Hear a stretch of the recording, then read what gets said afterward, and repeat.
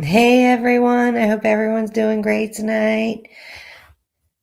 Just hanging out, riding solo on this one.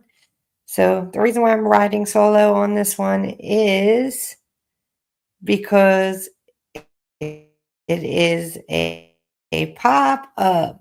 I told you I was the queen of pop up. So, if you didn't ring that bell, ring it now because that's how you usually will catch me unless I do schedule something. How's everyone doing tonight? First in the chat, Cat in the Birdcage, how you doing? You are always welcome here. Keep in mind in chat, everyone in chat, be respectful of others and their opinion. We can always agree to disagree. Hey, my wonderful moderator, Siri Syndicate, go check him out. He does a lot of different videos, and I actually watched the last one. I watch them all, but this week I caught the last one. So check series if you want to. Why don't you post your link in the chat for everybody, and I'll do that in the comment section. So, how's everybody been today? I've been really busy this week, honestly, guys, and it is coming, or a live stream. It is coming, but I haven't done it. The reason is that basically the alignment sucks right now. I try not to do astrology readings when the alignment's a crappy alignment because if I can't come out with something positive and how to deal with it, then I don't usually put it out. So that's number one. Number two, I've been very busy. My husband hasn't been feeling well this week. So prayers for him, please. He gets better soon. Um, because I've been doing everything I possibly can to nurse him back to good health. And the other thing is, my car took a crap. It looked like it was leaking brake fluid. But when I brought it into the mechanic the other day, they said they don't see a leak. So is that a Mandela effect? Actually, I hope that is a Mandela effect.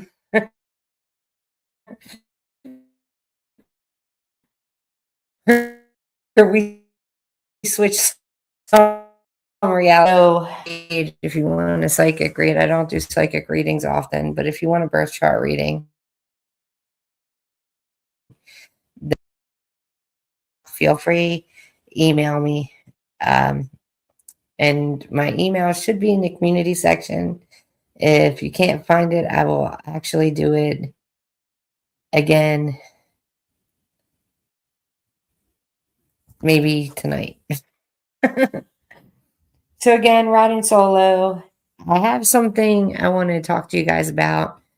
A couple years ago, I had gotten a letter from a Virginia university, and it was stating that they were doing trials of brain function activity for psychics.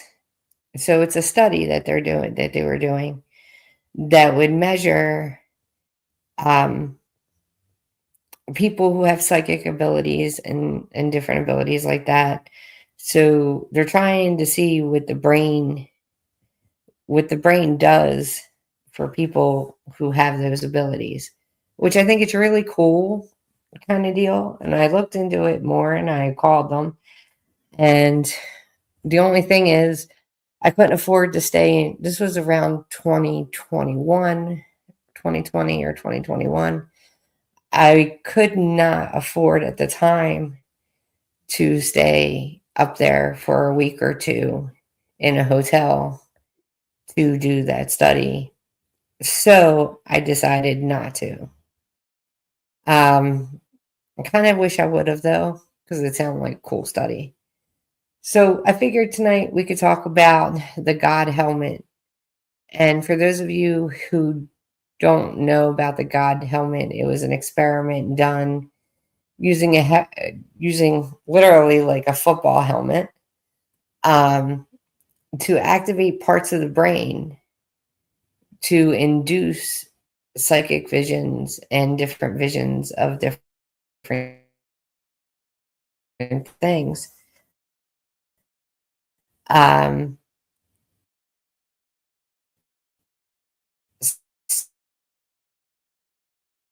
so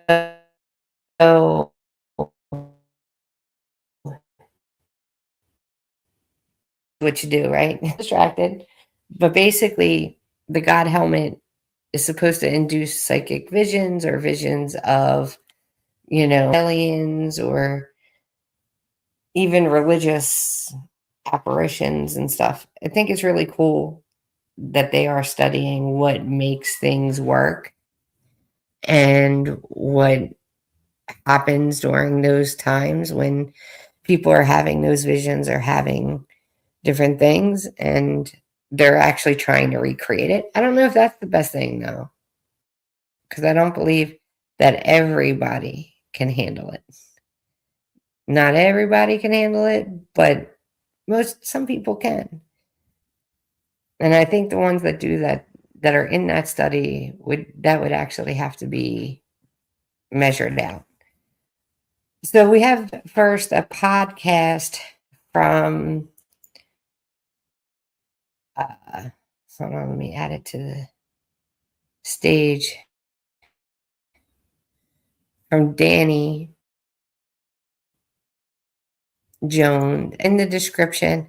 So please go to their sites and check them out. And Danny's a podcaster and really like his stuff. So click like, subscribe, share his link out. He's a likable guy and he's into a lot of conspiracy theory things. So for those of you who are into conspiracy theories, I think you would like him as well. So let's get that started.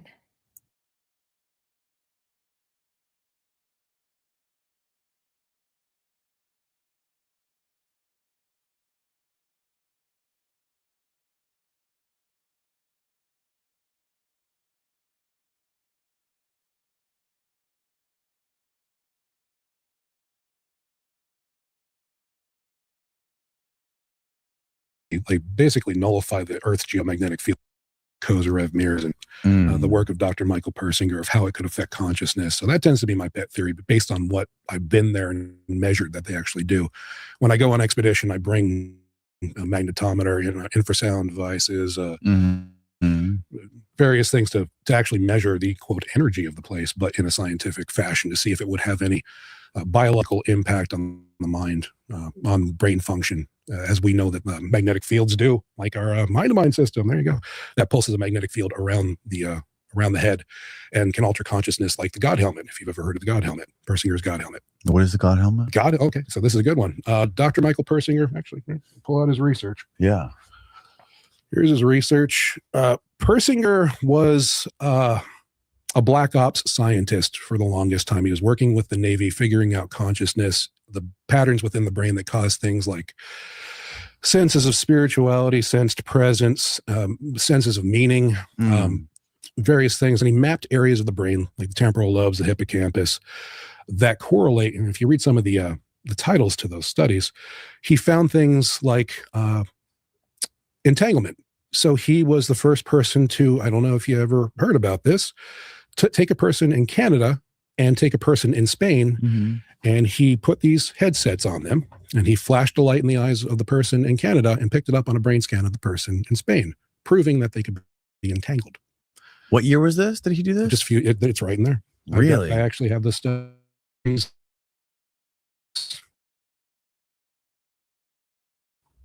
I can't. Those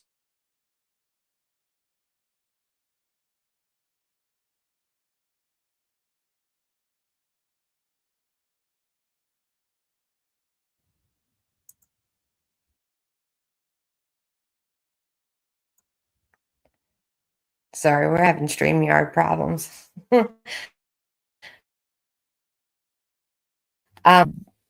Persinger's research has discovered that person A could be in one part of the world and person B can be in another part of the world.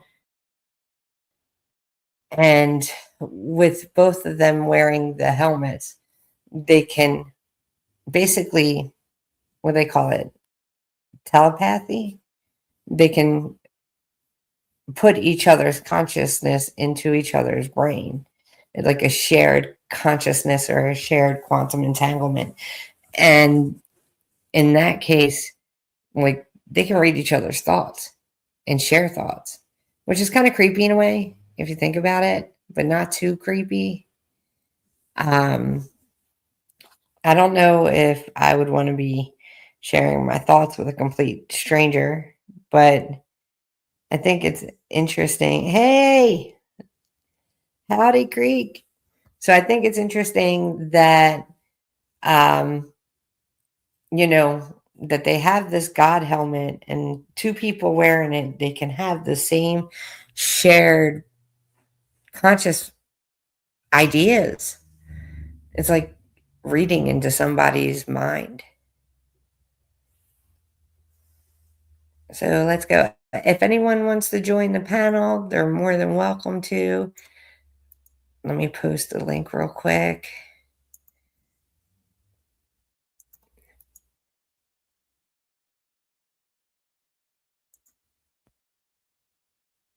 And give me 1 minute and I will pin it.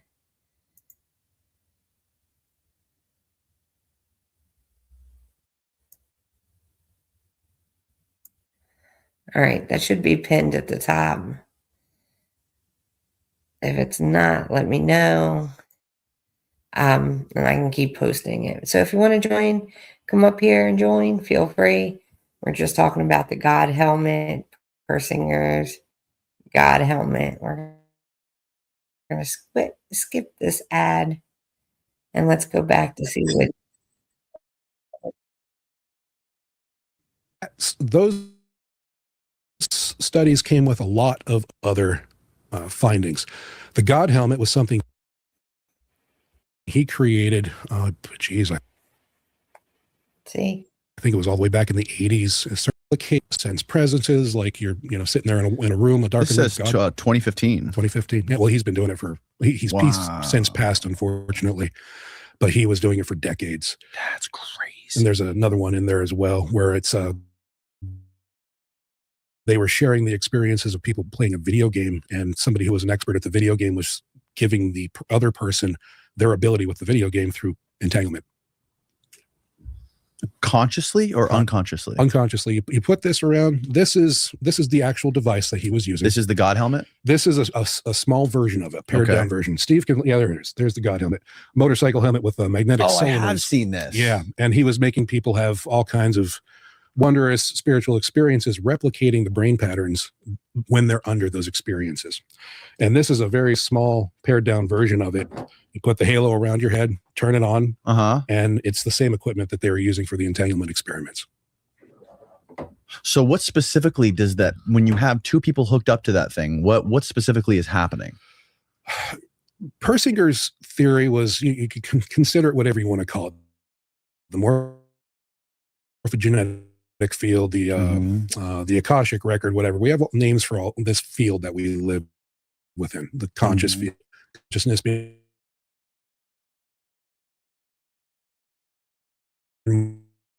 minds are nervous as a transit.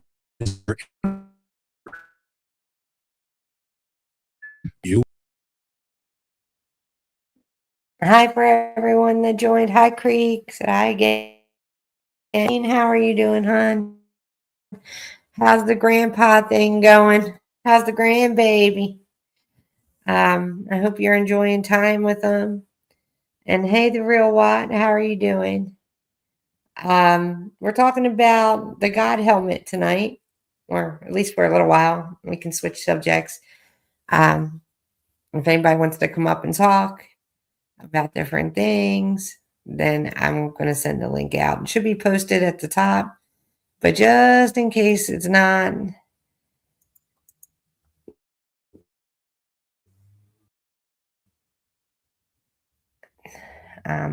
putting it back in chat again. So what he's talking about is the Akashic records, or what they call the Akashic records, which is where all consciousness is supposedly stored.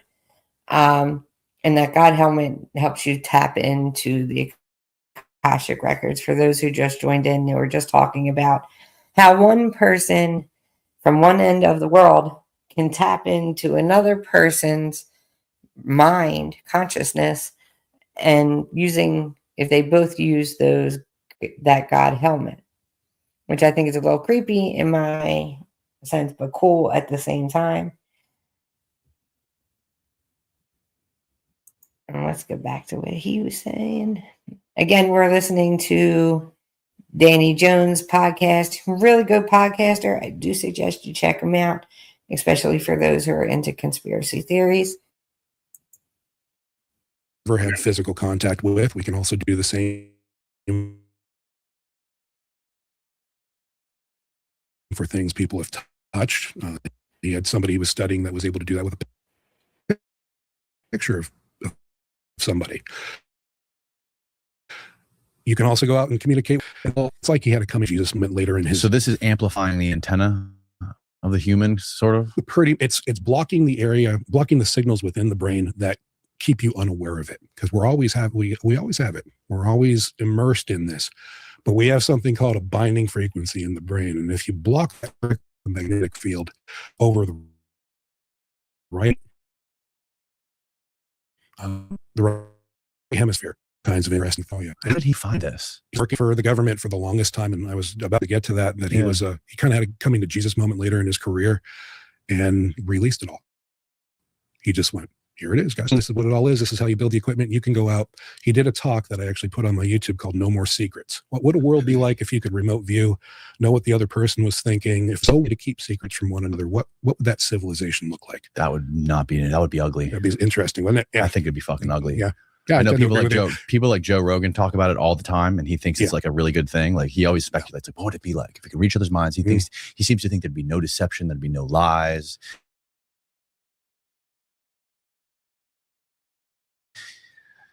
They want to cybernetically, as a form of control, to make peace. Yeah. The way you ultimately get peace in a civilization is to have a cybernetic linkage of all the minds that negates their ability to have violence.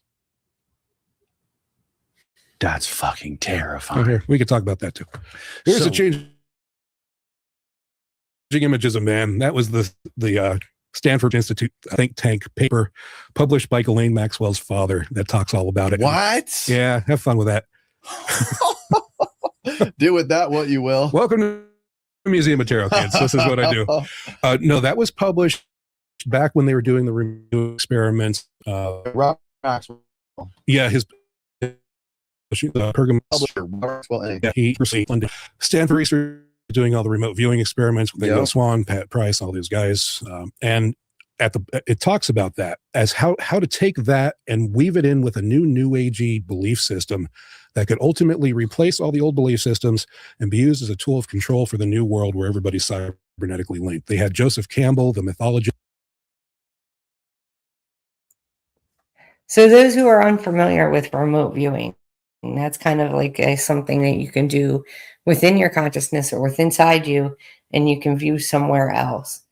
And not everybody can do it. It takes an immense amount of practicing to do it. And you have to have the right energy in somebody that has the right energy to guide you through it. But it's very interesting because when you do remote viewing, you can actually see somewhere else that you've never been. And it's not an outer body experience. It's nothing like that. It's basically energizing parts of your brain and sending your energy somewhere else to view. I do not suggest it for everybody. Again, not if you have issues with handling reality and stuff like that, and what's not reality and what is. I don't suggest getting into the supernatural for any of you guys that have that problem. But if you don't, and it's something you want to do, find somebody that's reliable and trusted and that is experienced. Experienced is the best thing. But it's actually really cool. Are there any questions so far about the God helmet? And how do you like this Danny? I really like him. Yeah, you have to, well, yes, you have to have the right energy. It's really important to have the right energy. I think for anything that comes around the supernatural or dealing or even researching into the supernatural. And Michael, I just saw your chat out. I sorry you haven't seen them. Have you at least seen the grandbaby's pictures and stuff? Hopefully you have. I believe you said it was a boy, correct? I do think, one thing with this God helmet idea, I think it's a great idea. I think it helps us learn more. I think we can get more information about how the brain works and parts of the brain we're not using. But with anything, you have to be careful because as we have found out in the past, there's always somebody nefarious out there that wants to use it for not good reasons. But it can give us a wealth of knowledge. Michael said the baby's a lady killer, huh? Is he that cute?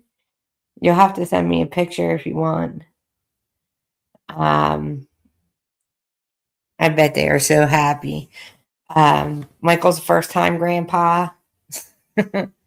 First time grandpa.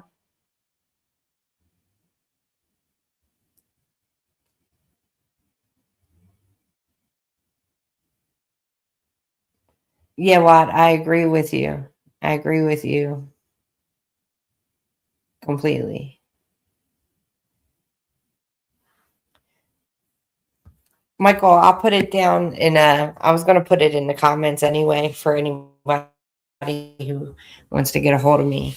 So, or at least in the community section, I'll give you the my email, okay? And you can send pictures. Yeah, I agree too. The time traveling thing is tricky. I mean, we've seen so many movies about it, right? The butterfly effect and this happening. I think the butterfly effect had like 3 different movies out about the butterfly effect. And remember the movie Looper? And there was another one. There was another movie. There's another movie. Can anybody think of another movie other than Butterfly Effect and Looper where it changed the course of reality and what was going to happen? There have been several like out there. I know that.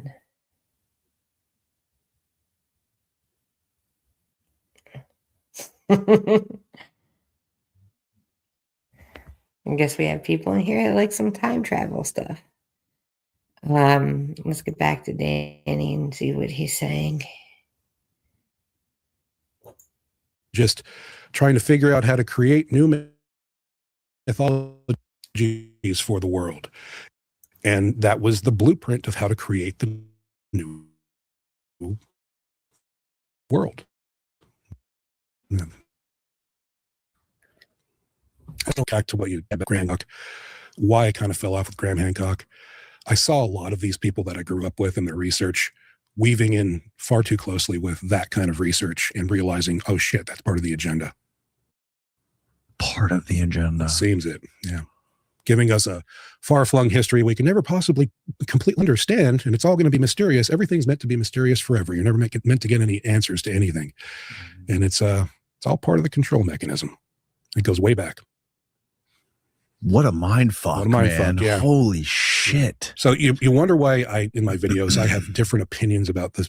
I might look at something and you might look at something and we come to radically different opinions. Yeah. It's based on context like that I might have seen something that it goes, well, the funding came from the same place that funded that, and Graham Hancock might have gotten money from here, or somebody, some researcher might have gotten money from the same place. And I go, is that connected? Wow. So I tend to be a little more cynical about things because of that.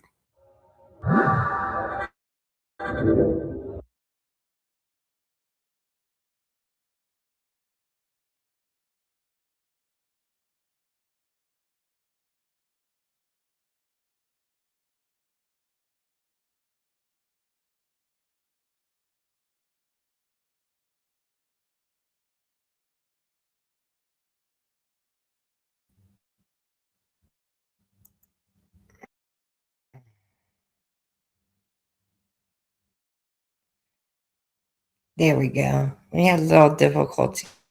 A StreamYard, but we're doing better now. I'm fixing it. I'm fixing it the best I can. Hopefully you guys can hear me well. Let me know in the chat if you can hear me, or if I have audio problems, please let me know. I'll fix it as soon as possible. But it's interesting, like from what Danny was saying, that they're trying to build a whole like system where we're all interconnected. But let me ask you guys a question. If we're all interconnected, wouldn't that take away our individuality? Or what do you think about that? Do you think it would take away the individuality of the person?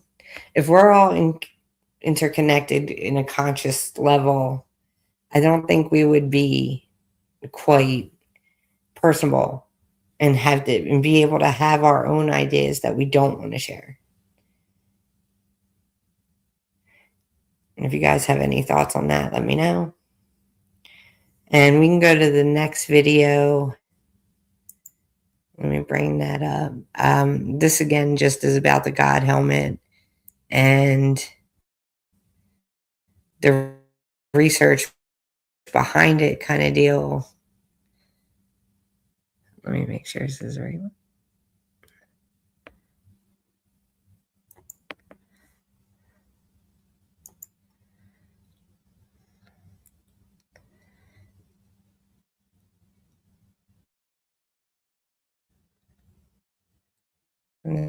This game. I want to put it up on the screen in just 1 second, guys.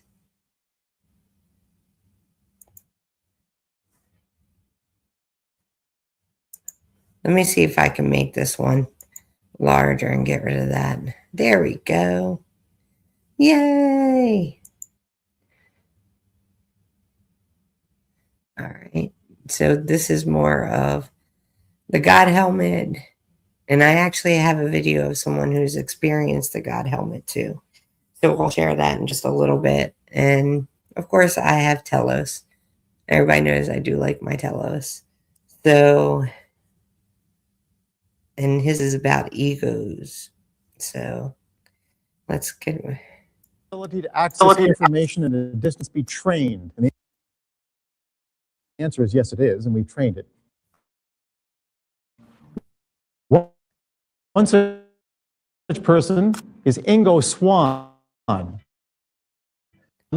Is the individual. Swann was involved with the development of this remote viewing for the Central Intelligence Agency for the United States many years ago. The idea is, can you access information at a distance? If I told you 200 years ago that I had a device I could put to your ear and you could hear what was going on the other side of the Atlantic, you would say that's crazy, but now we call it a telephone. If I told you 400 years ago that I had a device which allowed me to measure and represent your friend, and I could play it back long after he was dead and you could see that person, you would think it was magic. That's called filming. That's called a video. So think of it this way. Suppose there is a technology that allows us to have access to every bit of information that's available in the geomagnetic field from all of your brains.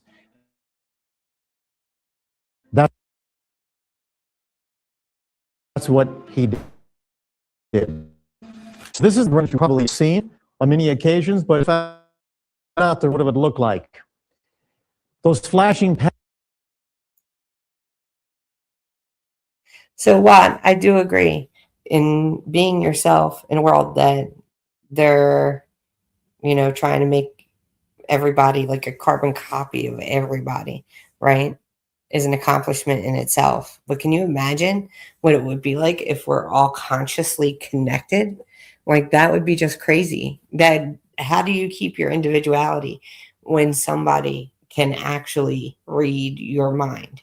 And not just somebody, but multiple people. And to be on a society where it's all that, I think it would really hurt people in a way of psychologically or a way of spiritually even to have their deepest thoughts that maybe they just want to keep to themselves. Lock them away.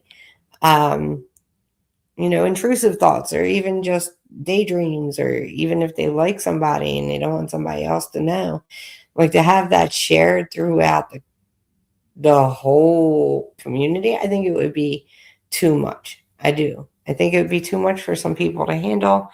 I don't think it's a good thing.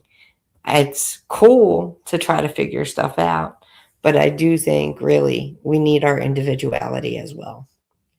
I don't want like tons of carbon copies of me running around. I think it would be fun sometimes, but I don't think it would be fun for the long haul. You know what I mean? Let's see. 369, you said birdcage, you said is a constant. That's weird because that is you probably heard me say that on other streams. That is my number. 369 is my number. And I know it's other people's numbers too, just like 444 and 1111 and 111 and 222 and 555. I've seen the combination throughout the years. There's tons of combinations that have certain meanings.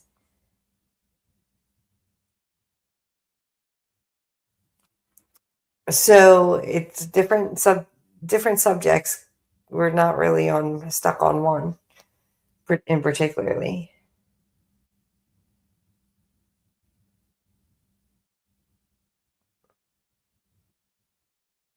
Not a feeling.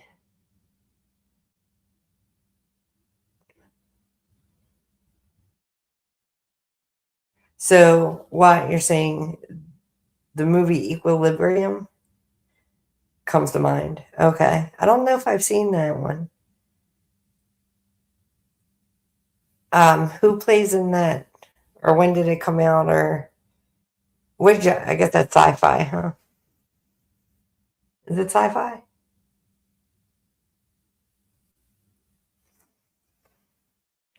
Let's see. While you're answering that, we're going to look at, he said, the brain is alive. And that is the truth. We have synapses and information systems running through our brain constantly. All right, I'll have to look that up. What? 2002. But we have constant movement in our brain, which keeps it alive, right? Communication systems, and we don't use all of the brain function or we don't even know how much our brain can do, because we don't use as much of it as we don't use the capacity of it. So I think that's interesting as well to see where it can lead to. But again, there's bad actors everywhere sometimes, and they want to use it for power or for money. But it could also be helpful in a lot of ways. Could you imagine if somebody was depressed and all you had to do was tap into their subconsciousness or whatever and make them feel better? It could have its good uses too. Patterns you see there are the actual activity of a real brain. We've taken an EEG, quantified it, and we can actually see the activity taking place over the left and right hemispheres. The yellow and the red that you see is effectively what's going on as the person is sitting quietly. There's microstates going on here, being recreated every 20 milliseconds, 50 times a second. There are about 4 basic microstatic patterns, which are the building blocks to consciousness, just like pairs, sets of DNA, or base pairs are the information for the last 3 billion years of genetics. Person's science. So information within every other person's brain, and they had access to yours. What would it mean for the future of human societies? No more secrets. And tonight, that's exactly what we're talking about. Suppose you had access to the information of every other brain on this planet. No more secrets. Well, let me show it to you. Classic example. Okay, that's what I'm scared of. Because I think we all have secrets. I think it was Billy Joel who had that song, what was it? Stranger? I think the song was Stranger. And we all have, parts of us we don't want somebody to see. Everybody, if you're human, you have parts of you don't want somebody to see. So I don't know if the no more secret thing, I really don't think it's a good thing, to be honest with you. I don't like that somebody can just tap in and be like, hey, what are you trying to hide? Like lie detector tests without permission. Or, that kind of stuff. I just don't think it's a good idea. But we'll see if they come up with something that makes it a little more positive, other than, somebody that's upset or in a bad mood or something, and you can tap into them and kind of cheer them up. Is there a boundary they could put on it? I wonder. Like, how we all have passwords and PIN codes and, double verification system kind of thing. I think if something like a security thing was put on there, but I don't know how they would do that. Honestly, I just don't think it's a good idea. No, I pass on the collective consciousness thing. Completely pass on that one. Comes from an experimental study. Remember, the most important philosophy that human beings have ever developed has been science. And the methodology of science. The most powerful and totally engaging ordinary is looking at a picture, a target, a picture. And what we find, and this is the work done at the Maimonides Dream Hospital, what we found is that when individuals are dreaming and someone in another room is looking at a picture, under certain nights, look at the dream content is exactly what the picture was, the other person was looking at. And it's so obvious that not only does the dreamer know, but if you gave the description of the dream and a series of different pictures and said, pair the dream content with all of these pictures, they'll pick the exact that was being concentrated upon. Note that circles, when the geomagneticity was very quiet, the dreamer corresponded with the details of the picture upon which the other person was concentrating. Well, think about that. Every time you sleep near someone, are they influencing your dreams? Or at a distance, for that matter. But those are correlational studies or experimental studies. Here's a more important question. Why don't these experiences occur more frequently?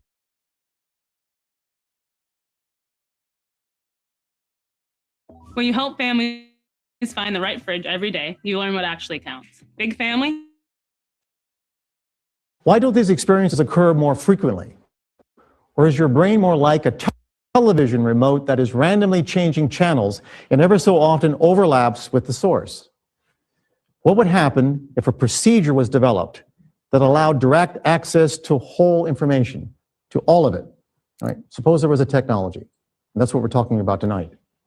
There's the ionosphere, and of course, For those that know, I'm not big into conspiracy theories. I'm more about the supernatural. And for me, this kind of goes into more of the supernatural because you're tapping into the consciousness. But I'm getting bad vibes from this one. I'm like, nah, I'm good. I'll stay out of the collective and just be in my own. I'll be okay. I do think it's interesting too, as well, that they actually want to come up with the technology for it. So, and they probably, if we're talking about it, they probably have already done it. Isn't that kind of the cardinal rule? If they have any information out there about it, then they're probably actually already doing it. So let's see what this technology is. Between the Earth's surface and the ionosphere is a 7 hertz pattern. And the more you get closer to that pattern, the more you seem to have access to everything around the Earth. For example, that 7 hertz pattern not only has the same frequency as generated from the intrinsic aspect of your brain. Your brain has a natural frequency. Guess what it is? 7 hertz. Based upon the fact that consciousness is recreated every 20 milliseconds, it's moving at about 4.5 meters per second. Just do a simple calculation of the circumference of your brain. It's about 7 hertz.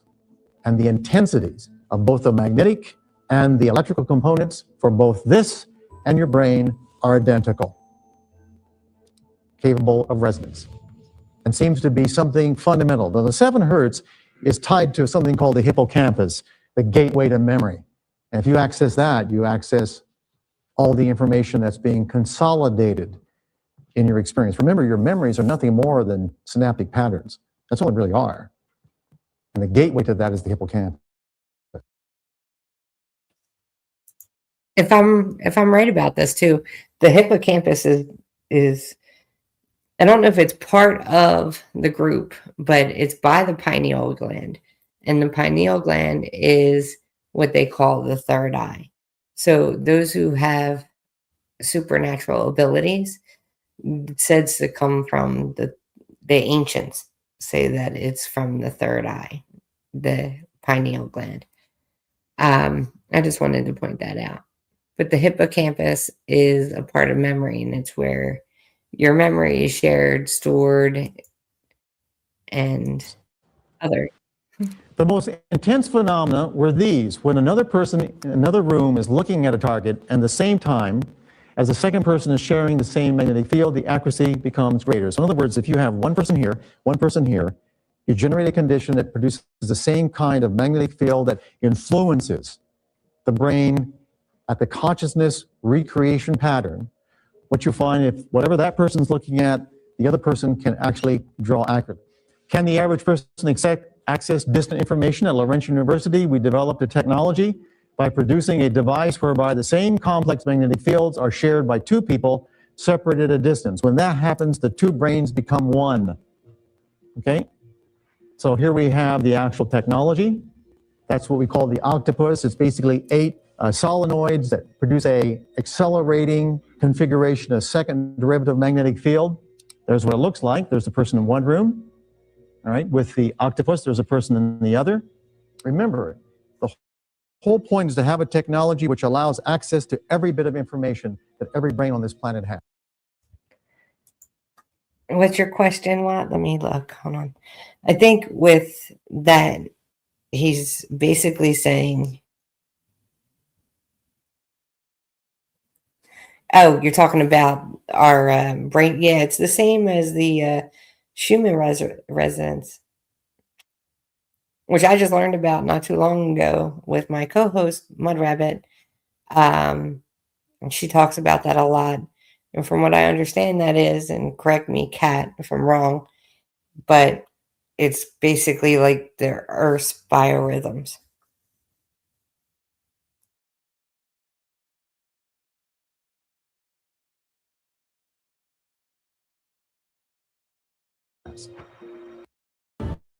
And we're sure this is shocking for many of you that just hear the news and tuning in. But and this is a picture, really abstract looking. Take a good look at those garbage cans and a number of other things, and look what Ingo Swann drew. People, dull target, wilderness like a window. Even something as abstract as that, details come through. Now, I want you to think about something, and that's the following. Just remember Alexander Graham Bell, the first time he generated a signal across the room. It was scratchy. He could barely hear it. Alexander point is, from that beginning of just a bit of information, now we have one of the most sophisticated technologies in the history of Western civilization. We have the telephone communication system. You've got to start somewhere, and then you perfect the technology. Okay, that's Ingo Swann. Was he always successful? Well, most of the time. However, the degree of accuracy was related to amount of 7 hertz activity over his right hemisphere. Again, the right hemisphere, the one involved with your dreaming. This is the same frequency that the entire Earth generates.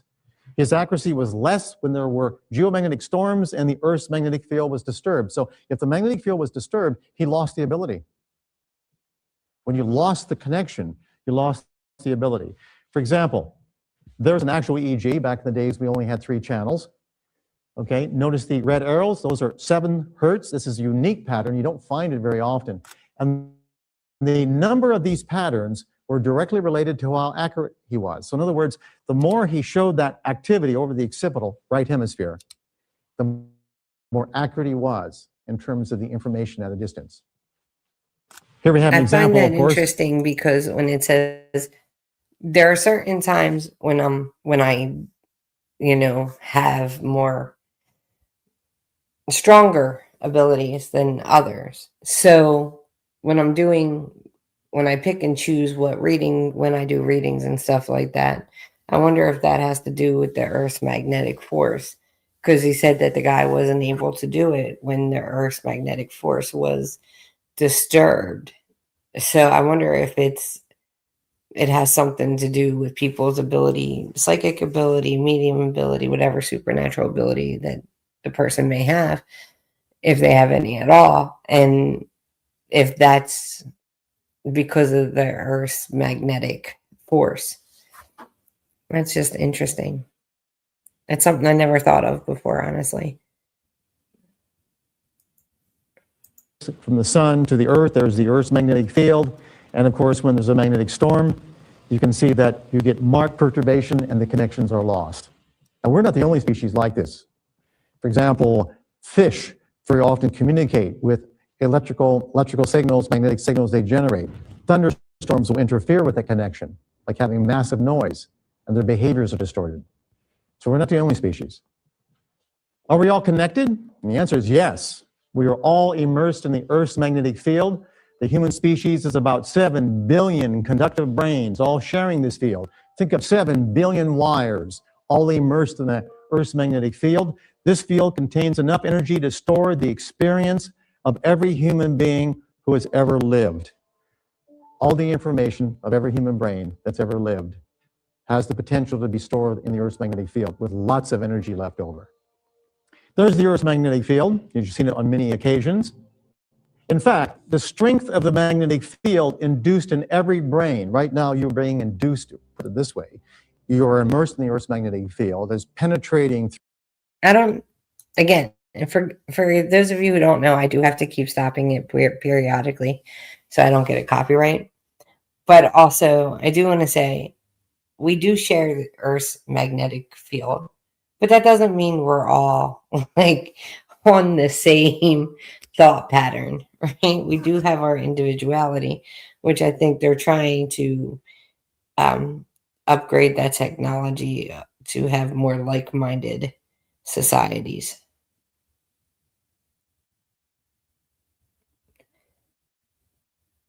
Yeah, what it is for my ability, like I used to do psychic readings on live streams, and I used to just randomly do people on live streams. I don't do that any longer because it took so much out of me. Like it was hard for me to refocus in my own reality. And because I was pulling so much from other energies and other areas of the supernatural as well. And not only that, but it's hard to concentrate. If there's 2 people there or like 20 people there and I'm giving a reading and I have to be like, okay, this is for that person, that takes a lot of energy as well. So you do have to be grounded whenever I'm doing something to that nature.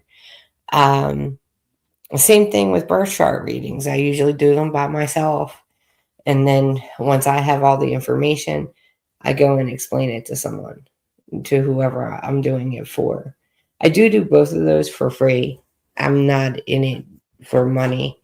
I'm just in it to help as much as I possibly can. So when I do psychic readings, when I do birth chart readings, I don't charge for either, which also gives me the flexibility that when they get done, they get done. But I have done a lot of different people throughout the years. I've done over 100 easy birth charts, and I've given plenty of psychic readings, both online, on the phone, and as well as in person. And it's kind of like one of those things that if I feel somebody really needs it, or birth chart doesn't take that much energy, it more or less takes time. It's 2 hours of me drawing up the chart and everything. But somebody really has to be in need, or I feel they're in need, for me to fully go on to a psychic read.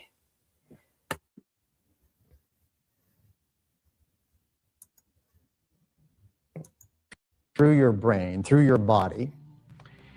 And in fact, the strength of the magnetic field induced in every brain by the Earth's magnetic field, when all brains are considered, is almost identical to the strength that each brain generates.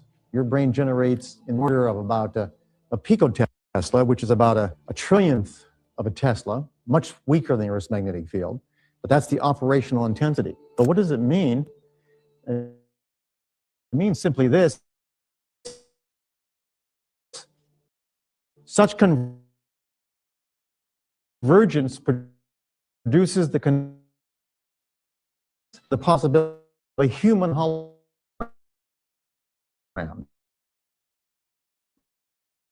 1 billion brains.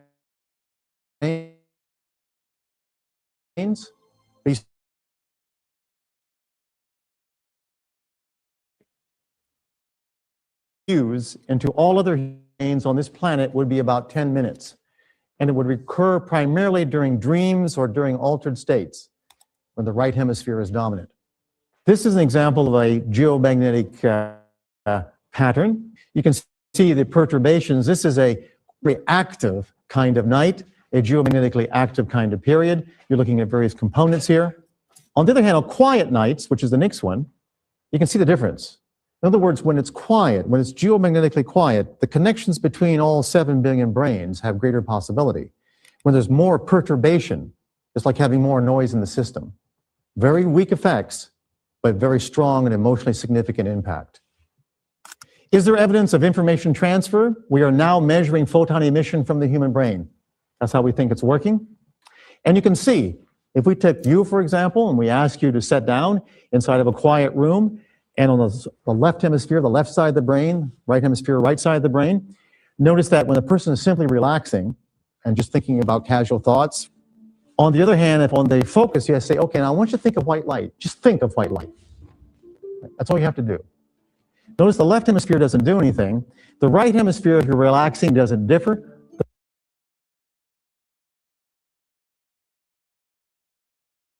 Did you know that women are generating recurring royalties from right themselves? If you The vertical axis is the amount of energy, and I can tell you what it is about 10 to the minus 11 watts per meter squared. You can't see it. You need a machine, a photomultiplier to see it. But notice on the right hemisphere, when you ask a person to just think of white light, notice that under focus on the right hemisphere, there's almost a doubling of output. That's right. And now we know in neuroscience that it's very likely, Bocan and other people have actually shown this, that there's light emission from retina, that when you're actually... Yeah, Watt, I agree with you. It's all positive and negative. So it's not just one or the other. It's a balance of both. Nothing should be to the extreme. Everything should be in a fine balance. 2 parts working as one kind of deal. And that's in anything, really, if you think about it. Like, you shouldn't be all work and no play or no home. You shouldn't not work either. You know what I mean? So you have to find the right balance, what's right for you. And what not just what's right that you think is what's right, but what's right. But we see that also in gardening and everything else. Everything is a balance of the pH, a balance of the acidity, a balance of sunlight, and everything is. But once you understand the balance of not just your brain, but like when you're gardening or something else, you tend to even it out, and it no longer becomes a thought. You just know, right? You just kind of know how to keep that balance. Thinking about white light, there's just not action potentials and neurons firing. There's actually photons being emitted within your brain, right? Actual photons, and we can measure them. The minute you have photons, you have access to almost everything. Now, when there are photons involved, the phenomenon of entanglement becomes real. This means that what happens to one person is reflected in another, regardless of space or time. But if you have entanglement, you understand what that means. That means you have information at a distance. You change something here, you change something here instantaneous. Already physicists are doing this. They call it teleportation because they're a bit more dramatic. In actual fact, I've already done it up to 100. Change the polarity on one, the other one changes instantaneously. That's the first stage to having information from everywhere. Right? Now, if one has the technology and access the appropriate pattern shared by other brains, information can be accessed. You can amplify, concentrate, and control what has been happening only occasionally for centuries. Don't think about it. Like watching lightning, we did it for thousands of years, hundreds of thousands of years as a species, and then we mastered electricity. Look at the difference. We watched birds fly, wondering what it would be like. Now we can fly, we call it an airplane. If you can imagine it, it can be done. And that's why, because the brain is matter. It's based upon the physical principles of the universe. And if you have the capacity to imagine it, that means the potential is there for it to be done. Is there another homogeneous field to which all of us... Hey, I just wanted to give a shout out and a hi to Crunchy B. Thanks, Crunch, for coming in. I appreciate it. Steve-O, how you doing tonight? You want a Pepsi? You already got one. We're talking about basically the God helmet, quantum entanglement, basically where we share all of Earth's magnetic force, and are we connected? And they want to make basically to where we have connections within our brains to each other. I'm not pro. I don't like no secret society type thing. I think people have their inner secrets and their inner demons, and they need to keep them to themselves. Honestly, but this is what we're talking about tonight. After this, I have one more video of someone who went through the God helmet experiment and her experience with it. That's a short video. And then anybody can come up, panel, chat. You want to talk about gardening, you want to talk about prepping, you want to talk about anything except for religion and politics. Those are the only two I don't go into, but everything else is pretty much open for the most part. I'll drop the link. It should be pinned up top. If you want to come and comment on the videos, you're more than welcome to as well. Are exposed. There are the communication systems of the web and the massive electromagnetic matrix that it creates. Effectively, right now, communication systems are so pervasive, we all immersed in background that we call communication systems. You know, interesting thing, at one time we used to have radar sent out, reflected back into these things at a distance. Now all the communication systems are so great, they generate a shadow. We don't even have to generate radar emission anymore.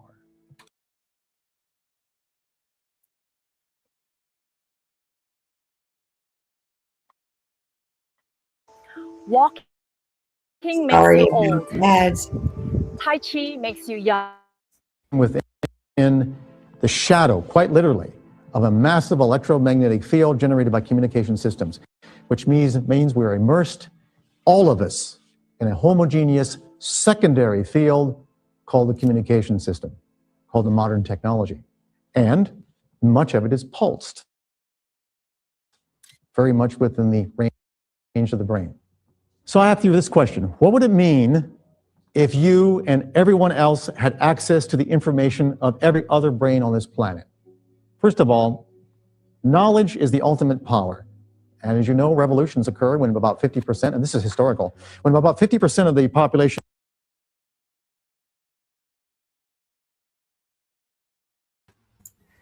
Hold on, everybody. We have a guest. Howdy. Hey. Howdy, Creek Creek. Howdy, man. Good to see you. How you doing? Good to see you too. You've been watching? What do you think about this God helmet thing? Wild. But it brings me back to the Mandela effect and also deja vu. I feel like I've been here before, you know what I'm saying? I'm serious case of deja vu. Serious case of deja vu. Deja vu, deja vu. For those who don't know Creek, I have posted his channel in the community several times. We do hang out. Creek, Steve-O, Kimmy, Peanut, Snooks, me. Am I missing anybody? Steve Harloha sometimes. We all hang out over on his stream Wednesday nights. Am I right about that? Yeah, Wednesday. And Sundays. And Sundays. Wednesday is 11:15 Eastern time. For those who are on Pacific, that would be, you're making me do math, 8:15. Yeah, I wouldn't be able to answer that question. So, so you guys can come and join us. Again, karaoke's on Sunday and chat and chill. Or no, karaoke's on Wednesday and chat and chill is on Sunday. Sorry, Creek. Yeah. Thank you. So basically, this guy created this thing that you put on your head, and it lets them into your mind and what you're thinking. That's crazy. That is absolutely nuts, dude. Like, I don't think I would like that. No, I don't think that I would either. Yeah. So I have a little bit more of this video, and then I have another video for the chick that actually was part of the experiment. And then we can just chat and chill. Sound good? Right on. All right.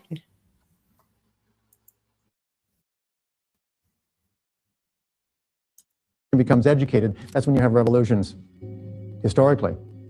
Okay, when they become literate. That's why people are often, and dictators are often against literacy or access to free information. Knowledge is the ultimate power. First of all, the control of populations is based upon a few having discretionary information over the many. Call them governments sometimes, right? Or administrations. Economic advantage derives from proprietary information. If everybody had equal access and knew what the other person was thinking, do you think there'd be rich people? Do you think there'd be poor people? And finally, the success of governments depends upon sequestered facts. Do you really think governments could have their power that they have right now if you knew everything they were doing? Of course not. We have seen the impact of leaking. He's going a little bit into the reasons why he made it public. He worked for the government for a long time and did this experiment. And later on in life, he decided to make this public.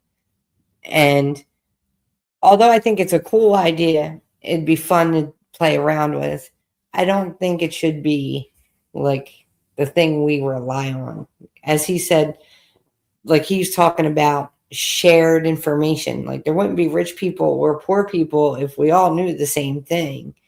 That's not necessarily true because you have ambition and ability and effort. There's different things that fall into success of somebody making it, and different people have different interests and different abilities that are better than others in different things, and we need them all.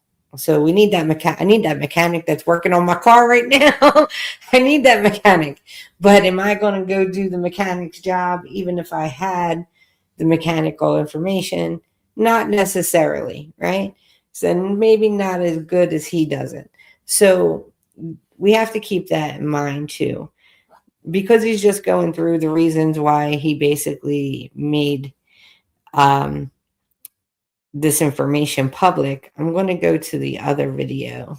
So just give me a minute to remove that. Creek, you still with me here? Yes, ma'am. All right.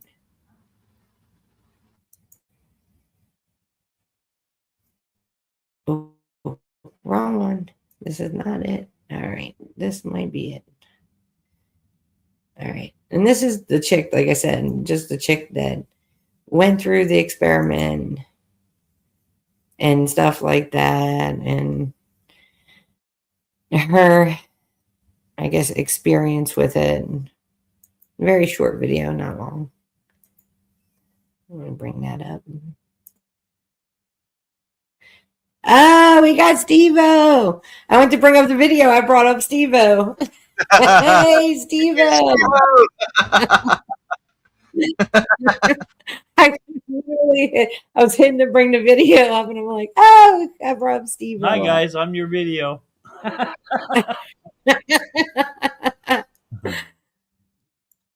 right. If anybody wants to crunch, anybody else, Michael, you guys can. Steve-O and Creek are new to the Mandela effect, guys. They're newer to the Mandela effect. So for the veterans I have in chat and some lurking, you can help me out on this one. I knew a little bit about it, but the other night blew my mind. Yeah, that was mind blowing. Yeah, I really, I felt bad. Y'all, I felt bad. I felt bad. I felt so bad. And here's the reason why I felt bad. Because, for those who have known me for a long time, I don't like waking people up to the Mandela effect. But that's what I do on my channel, right? I talk about the Mandela effect.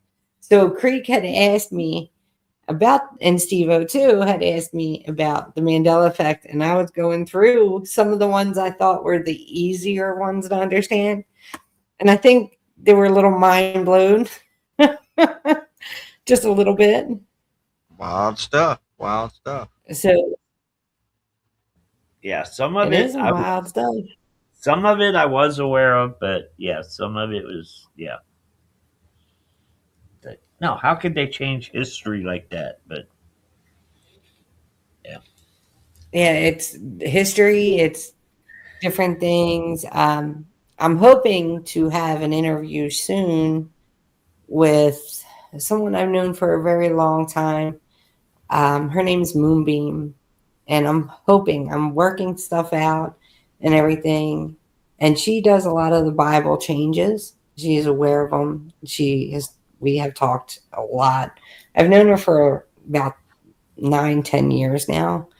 So as soon as I can get her scheduled, I really want you guys to show up, because she can tell you a lot more than what I can. She's kind of delved into it more than I have when it comes to the Bible. But we now have this lady here. Let me see if I can.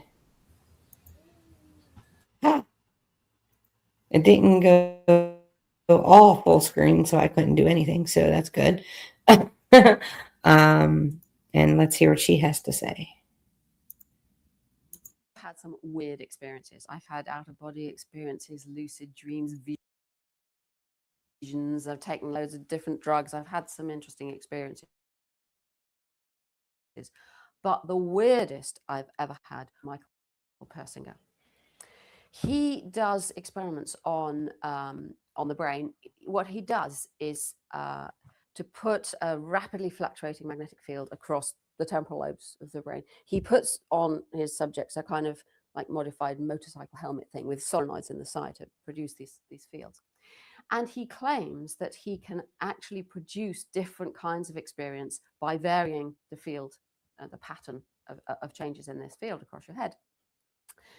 And he's published various studies suggesting that he can produce out-of-body experiences something like alien abductions, strange bodily sensations, and so on.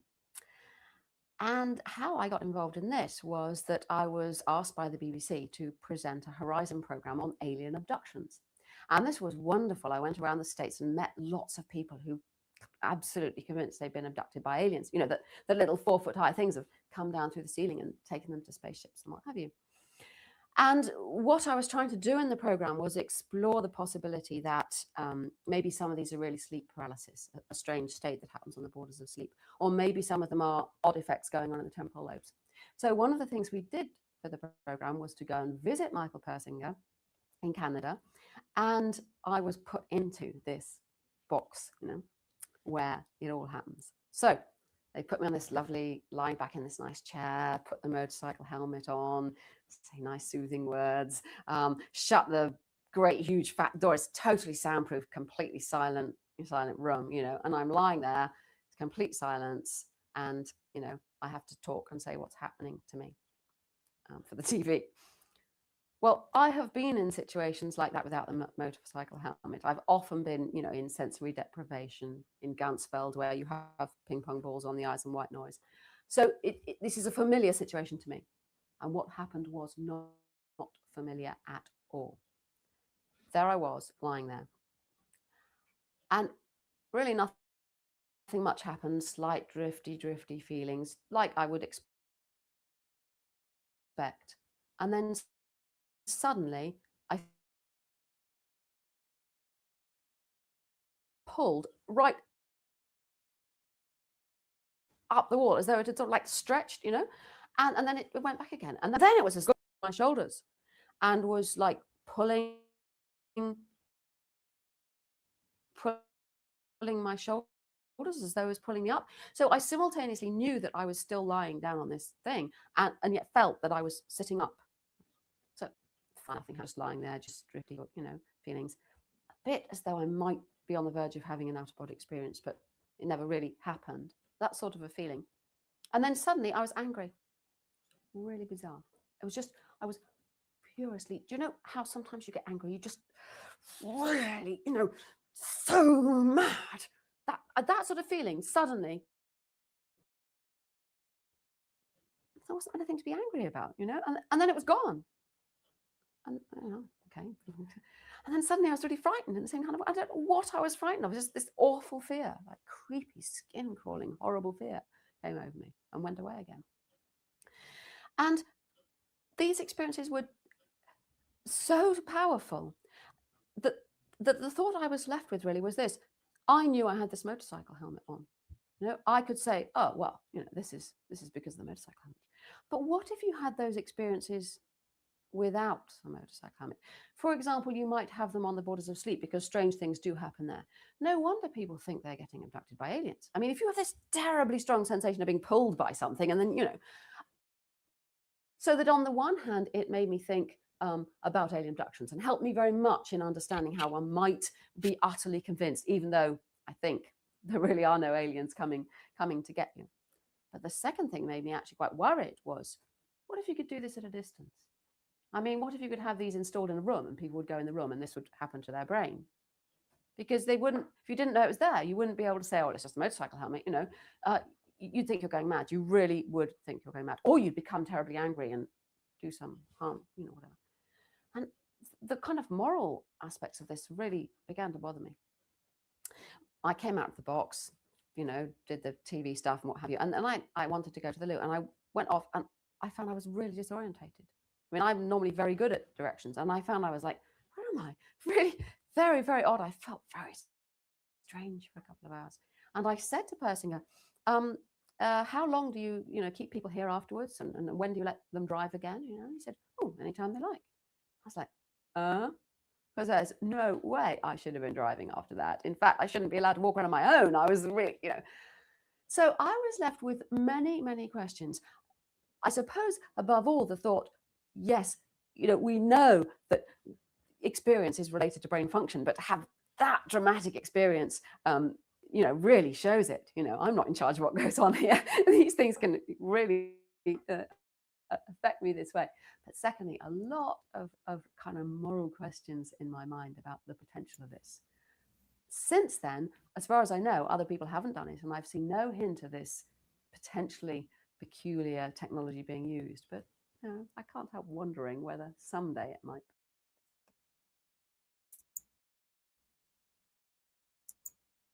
I think when they, sorry about the, I think when they do something like that, and she said that he was just like, when can I drive? And she's like, when can I drive? And he's like, whenever you want.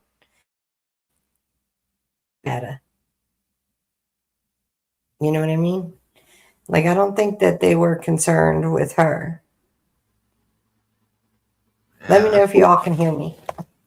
Yeah, we hear you. It was a little hard to hear the video. Like, it sounded like the sound was low. So I just think that's wild. It's kind of like, okay, she's stuck in this. My sound was low. It's okay now. What, Creek? Oh, you're just now hearing me? Okay.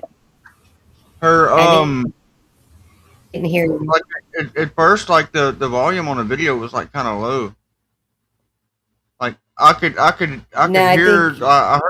You may need to go out and come back in. You're doing like a breaking.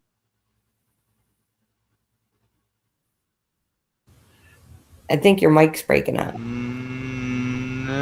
No, it's fine. It's Golden Size mic that's roboting, at least on my end. Yeah, you're like in and out a little bit. Yeah, am I roboting? Your mic, it keeps cutting in and out. Okay, just give me 1 minute to fix that. I'm going to switch. Let me switch devices and then I'll get back. Okay, so just hold on a second. Y'all talk amongst yourselves. Kind of like deja vu, huh, Creek? Deja vu, yeah. Deja vu. We've been here and done this. Or is it the Mandela effect? Or both. Yes, like a Mandela deja vu effect. Yeah. Yes. Did it or did it not happen? It's happening. It's re-happening. Exactly, it's re-happening. Exactly. Howdy, everybody. Everybody's well. Man, what life, dude? Come hang out. Come on up, friend. Wait, no, cool. So if she's going to echo, at least we got a reason why, because there's two of them. Can you hear me now? Yeah, we hear you now. And we're double vision, though. Let me see.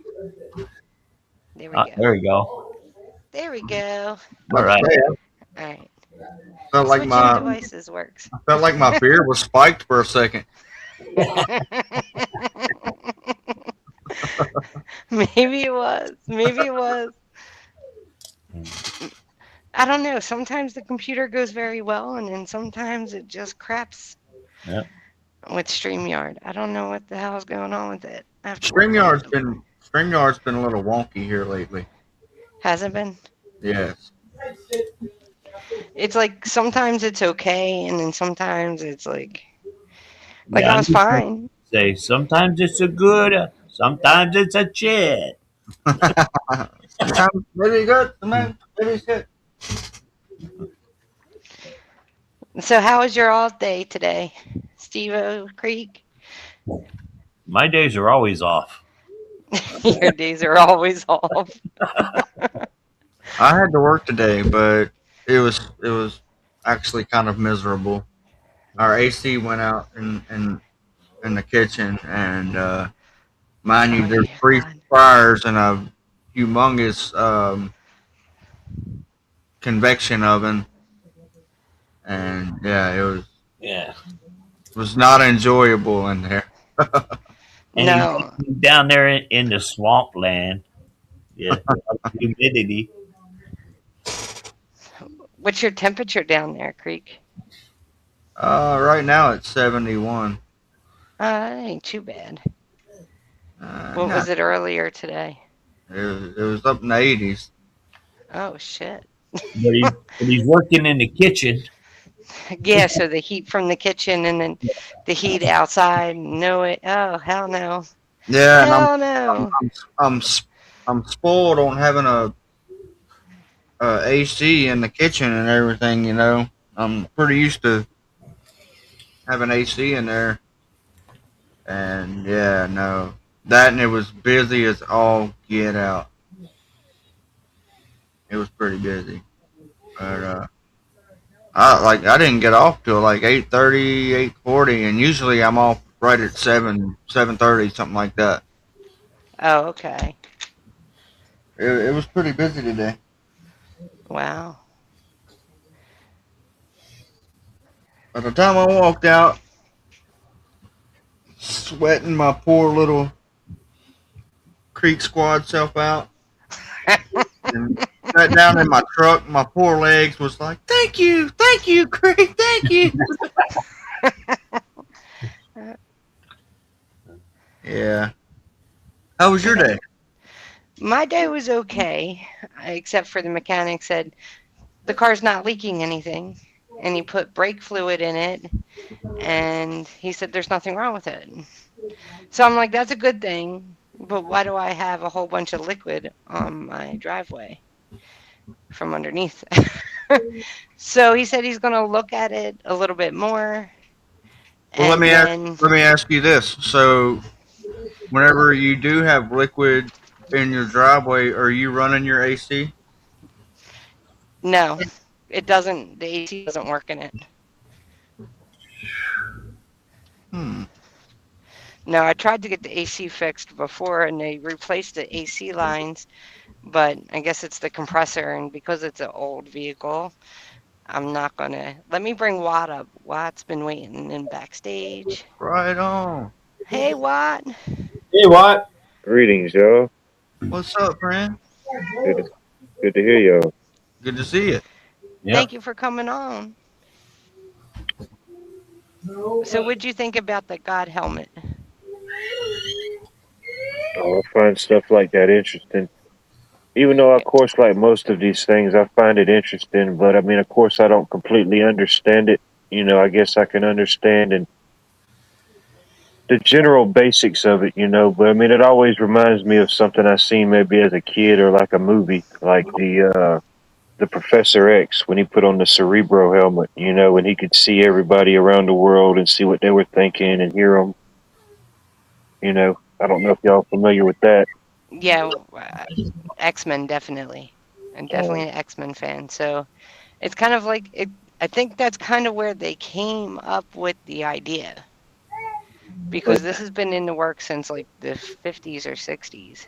Oh yeah, long before we were thought of, for sure. Yeah. So have y'all ever heard of have y'all ever watched the movie what is it? Bruce Almighty? Yeah. Yeah. Where he's like God and he can hear everybody's prayers and everything. All these people's thoughts and stuff. Yeah, that's basically like the God what they were doing. Could you imagine? There is no way I would want to hear all of these people's thoughts, and you know what I'm saying? It's too much. It's yeah, it's too much. But I if agree. you have control over what you're going to listen to when, and you had control over it rather than it all hitting you all at once, Right. then, see, now it's a different subject. But see, I think it's coming to that anyway. You got everybody staring at their phones right now, right? Yeah. Yeah. What's to say that they ain't going to be looking back into your eyes to get whatever's going on in your brain?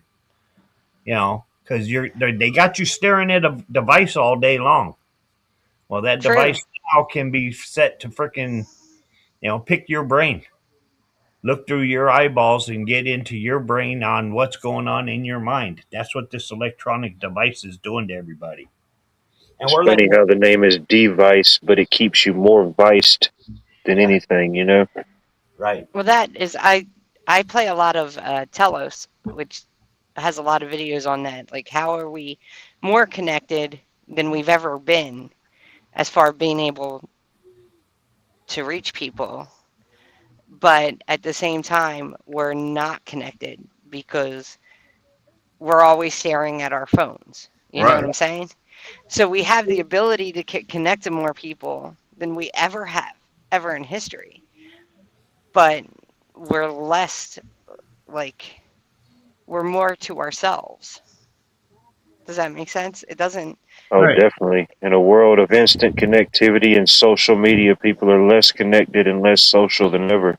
Not everybody. A lot of times when I say we, I speak of myself because I know how I would think or do in certain situations. Even if that's not what I would do or think, I could still, I try to run all these thoughts through my head of how things could play out. Right. It's if that makes sense. I don't know. Right. Yeah, like a bunch of different scenarios on how. And that's the whole thing. Like, if you look at something even like the Mandela effect, where you have millions of people that remember history different and remember things in history different, like the Pepsi logo or Curious George's Tale, songs, and etc. Right. But speaking of, if you're still out there listening, please come up on panel, because Steve-O is a huge music fan, and I was trying to explain to him the Mandela effects in music, but you're better at that than I am. So if you have time, please grace us with your presence. I'd appreciate it if you're still watching on Discord. But it's kind of like, so we have different memory, even to where the earth was positioned, than other people, and it was our reality. It's not just a memory, it's reality for us, and other people don't have that. I talked about it on backstage with Creek, and I think I blew them away a little bit. With the Bible changes especially, and I only mentioned one out of many, many, many, but it's kind of like, what do you do in that case? It would have to, I don't know, like coming up with trying to draw a conclusion or an idea about something, you have to have a good starting point. With most things, you want to start from a good starting point, whatever it is. You're working on a car, you want to learn from a good mechanic or whatever it may be. But like, as far as like the Mandela effect, like, when did it happen? What could be the event that could have caused it? Was it one event that kind of like rippled out, like you throw a rock in a pond and the ripples continue until it reaches a solid surface? Was it like that, or was it multi different events that happened, Yeah, the thing is, the Mandela effect group does not fully agree on what caused it. So we all have different theories that we can't prove physically or recreate, which is science. Science is the recreation of it. So we can't prove it. So it's kind of like at a standstill, because there's so like many a lot theories of things, out there. Yeah. So it's kind of down the rabbit hole and nowhere to go. We're just theoretical theorists. Yes, theoretical theorists, exactly. Yeah. But the fact that it did happen, and we do have these different memories and stuff like that in different parts of reality. That is real. That's not fake or misunderstood. Right. So it's not conspiracy. It's real. So, don't know. Like, you know, the lion laid with the lamb, not the wolf. And there's different ones other than that in the Bible, but the fact that it's kind of one of those things that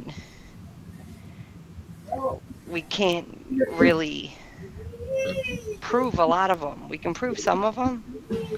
There's residue, but we can't prove all of them. Right. Except what we remember as a collective. Yeah, it is fascinating how you could have, I don't know, one group of people, and then you have another group of people, and then both groups remember or identify something, you know, totally different, you know, Right. in a collective like that, you know. And it could be like us just talking, and we could have the same collective idea or not. But, you know, a lot of times it's people that just no connection in life whatsoever other than this. They believe that this incident happened or it didn't happen, you know. Right. And then you don't know what to believe as far as history goes because you don't know how much stuff the powers that be decided, you know, we want to keep this hidden. We can't let the people know. You know, we can't let the majority of people know that this took place. You know, Right. it's like, you know, I did go to public school. So I learned what the American school system wanted to teach me throughout the 70s and into the 80s. You know, it's like, okay, this is what we want you to learn, which is their curriculum. So basically, I was brainwashed into this and that. And now I'm finding out the history that they was teaching us back then isn't what the freaking history actually was. Right. And I also wonder how far that's went in today's public schools. You know what I'm saying? Because you got to think about this. With all this crazy ass Epstein shit that's come out and all this and that, you got to think if you've got kids ranging from what 4 or 5 years old, something like that, all the way up to 14, 15 that are in high school now and this and that. Think about it. Who has your children for 7, 8 hours a day? They do. And they're fucking brainwashing them. I mean, to an extent. But it's like, man, when you really and truly think about it. I mean, I understand like math and stuff like that and some science and everything, but with history and what's going on in the world, I don't. It's a lot to it. Right. When you get to talking about technology, when they mention technology, I feel technology happened when the Rockwell incident took place. Because when I look back in my life, I was born in 1960. And Roswell incident happened well before I was freaking born. But at the time of the Roswell incident, what did we have going for us? We were still flying around in airplanes. We didn't have jet engines and all of that stuff. Right. Because that all came after the Roswell incident. The Roswell incident is what gave us our so-called technology in all of our reverse engineering of what the hell happened there. What we still don't know what they discovered there. You know, we've had some whistleblowers, but still not everything's come out on what they discovered at the Roswell incident and all the technology that we have gained from that. They're keeping us in the dark because it's too much information. It's like this damn phone that I have right here. I don't need all this technology at my fingertip. There's too much goddamn knowledge in this damn phone that I can ever need. Right. But the strange thing about with the Mandela effect, though, is that it changes things that it's not. You know, it's not the media, it's not the government, it's not a person doing it. Like it's not it's not actually like an edit in a book or something like that or republished. It's actually does it to things that are personal, like the Bible that you've had in your house for God knows how long. And you just may not have noticed it or may not have read it recently or, you know, haven't picked it out until someone says to you, hey, remember the Bible said this? Well, it doesn't anymore. Or, hey, this is now in the Bible and it wasn't before. So it's kind of like those things as well as logos like Well, Pepsi logo. I think the Bible is an easy one to pick on as far as the Mandela effect goes, because there's so many different interpretations being placed upon the Bible and what the Bible is saying. The Bible is being interpreted by everybody on what it is saying because it's not the exact words that was written. The whole Bible is an interpretation in itself. So I everybody agree with interprets it, that. And interprets that's why it I'm differently. not. So you do have a group of people that will agree to, oh yeah, I remember it like this because the Mandela effect, you know, whatever. So anything can be conspiracized, you know. It's not even Mandela effect's not even a conspiracy theory. It's just something that we've noticed that actually happens. I wouldn't classify it as a conspiracy because you know, it's just one of those things that it is. And I guess the theories around what's making it happen would be considered conspiracy. But the fact that it actually has happened, I've seen it change in front of me. And it's kind of like, okay, what the hell just happened? But what's causing it, like I said, nobody can physically prove with a concrete thing. So it's Right. or recreate. Yeah, it's just being brought to everybody's attention that it's there, that it's Right. occurring. Yeah. And the same thing with like Ed McMahon and the public. I actually, you know, I had two weird things happen. One was Creek on your show Wednesday night. I forget who it was, but somebody pulled up. She talks to angels, and Steve, I told you to go listen to that song, and he now Yeah. says angel. Right. And I just thought that was a weird coincidence. You know what I mean? But then I was watching TV earlier tonight, and something came up that said, just like it was some type of ad for I guess like a clearinghouse type sweepstakes thing. And she said, just like Ed McMahon with the Publishers Clearinghouse. And I was like, hold on, wait a minute. Like do you remember Ed McMahon with the Publishers Clearinghouse or no? Yeah, Yes, Ed I McMahon did the remember it, Publishers. Publishers Clearinghouse. Yes. I do as a kid. I remember saying that as a kid as a joke, you know? Yeah, right. And I Where did it come from? I remember the voice, him saying, this is Ed McMahon here with Publishers Clearinghouse. Yeah, I can see him with the little microphone and the little glasses and everything. But it Yep, never and happened. the big check. It never happened. Never happened. No. He never worked for Publishers Clearinghouse. So, and that's the thing, like I talk about Smokey the Bear versus Smokey Bear. Only you can prevent forest fires versus only you can prevent wildfires. So it's like there's these changes, and when you look them up, and when you go back and look up stuff, it would never was what we thought it was, according to the Mandela effect. So according to the Mandela effect, Smokey Bear was always Smokey Bear, not Smokey the Bear. And Steve, you had an interesting memory about that because you said it was about a little bear that escaped a wild forest fire or something. Yeah, supposedly. Yeah, it was a bear that was rescued from a forest fire. Right, which would kind of coincide with only you can prevent forest fires, right? Forest fires, not wildfires. Correct. Not wildfires. And that's the thing with the Mandela effect. You have millions of people that remember it, the way and collectively remember it. So we don't disagree about it as a whole, but then it's saying it never was that to begin with. And you have like the whatever percentage of people that don't even know about the topic in general. You know, they never, you know, saw the movie or saw the iconic image or whatever it may be to even acknowledge it, you know. So from now on, you know, from that point on, all they know is what it's being presented as, you know. I guess they wouldn't Yeah. really have a theory either way.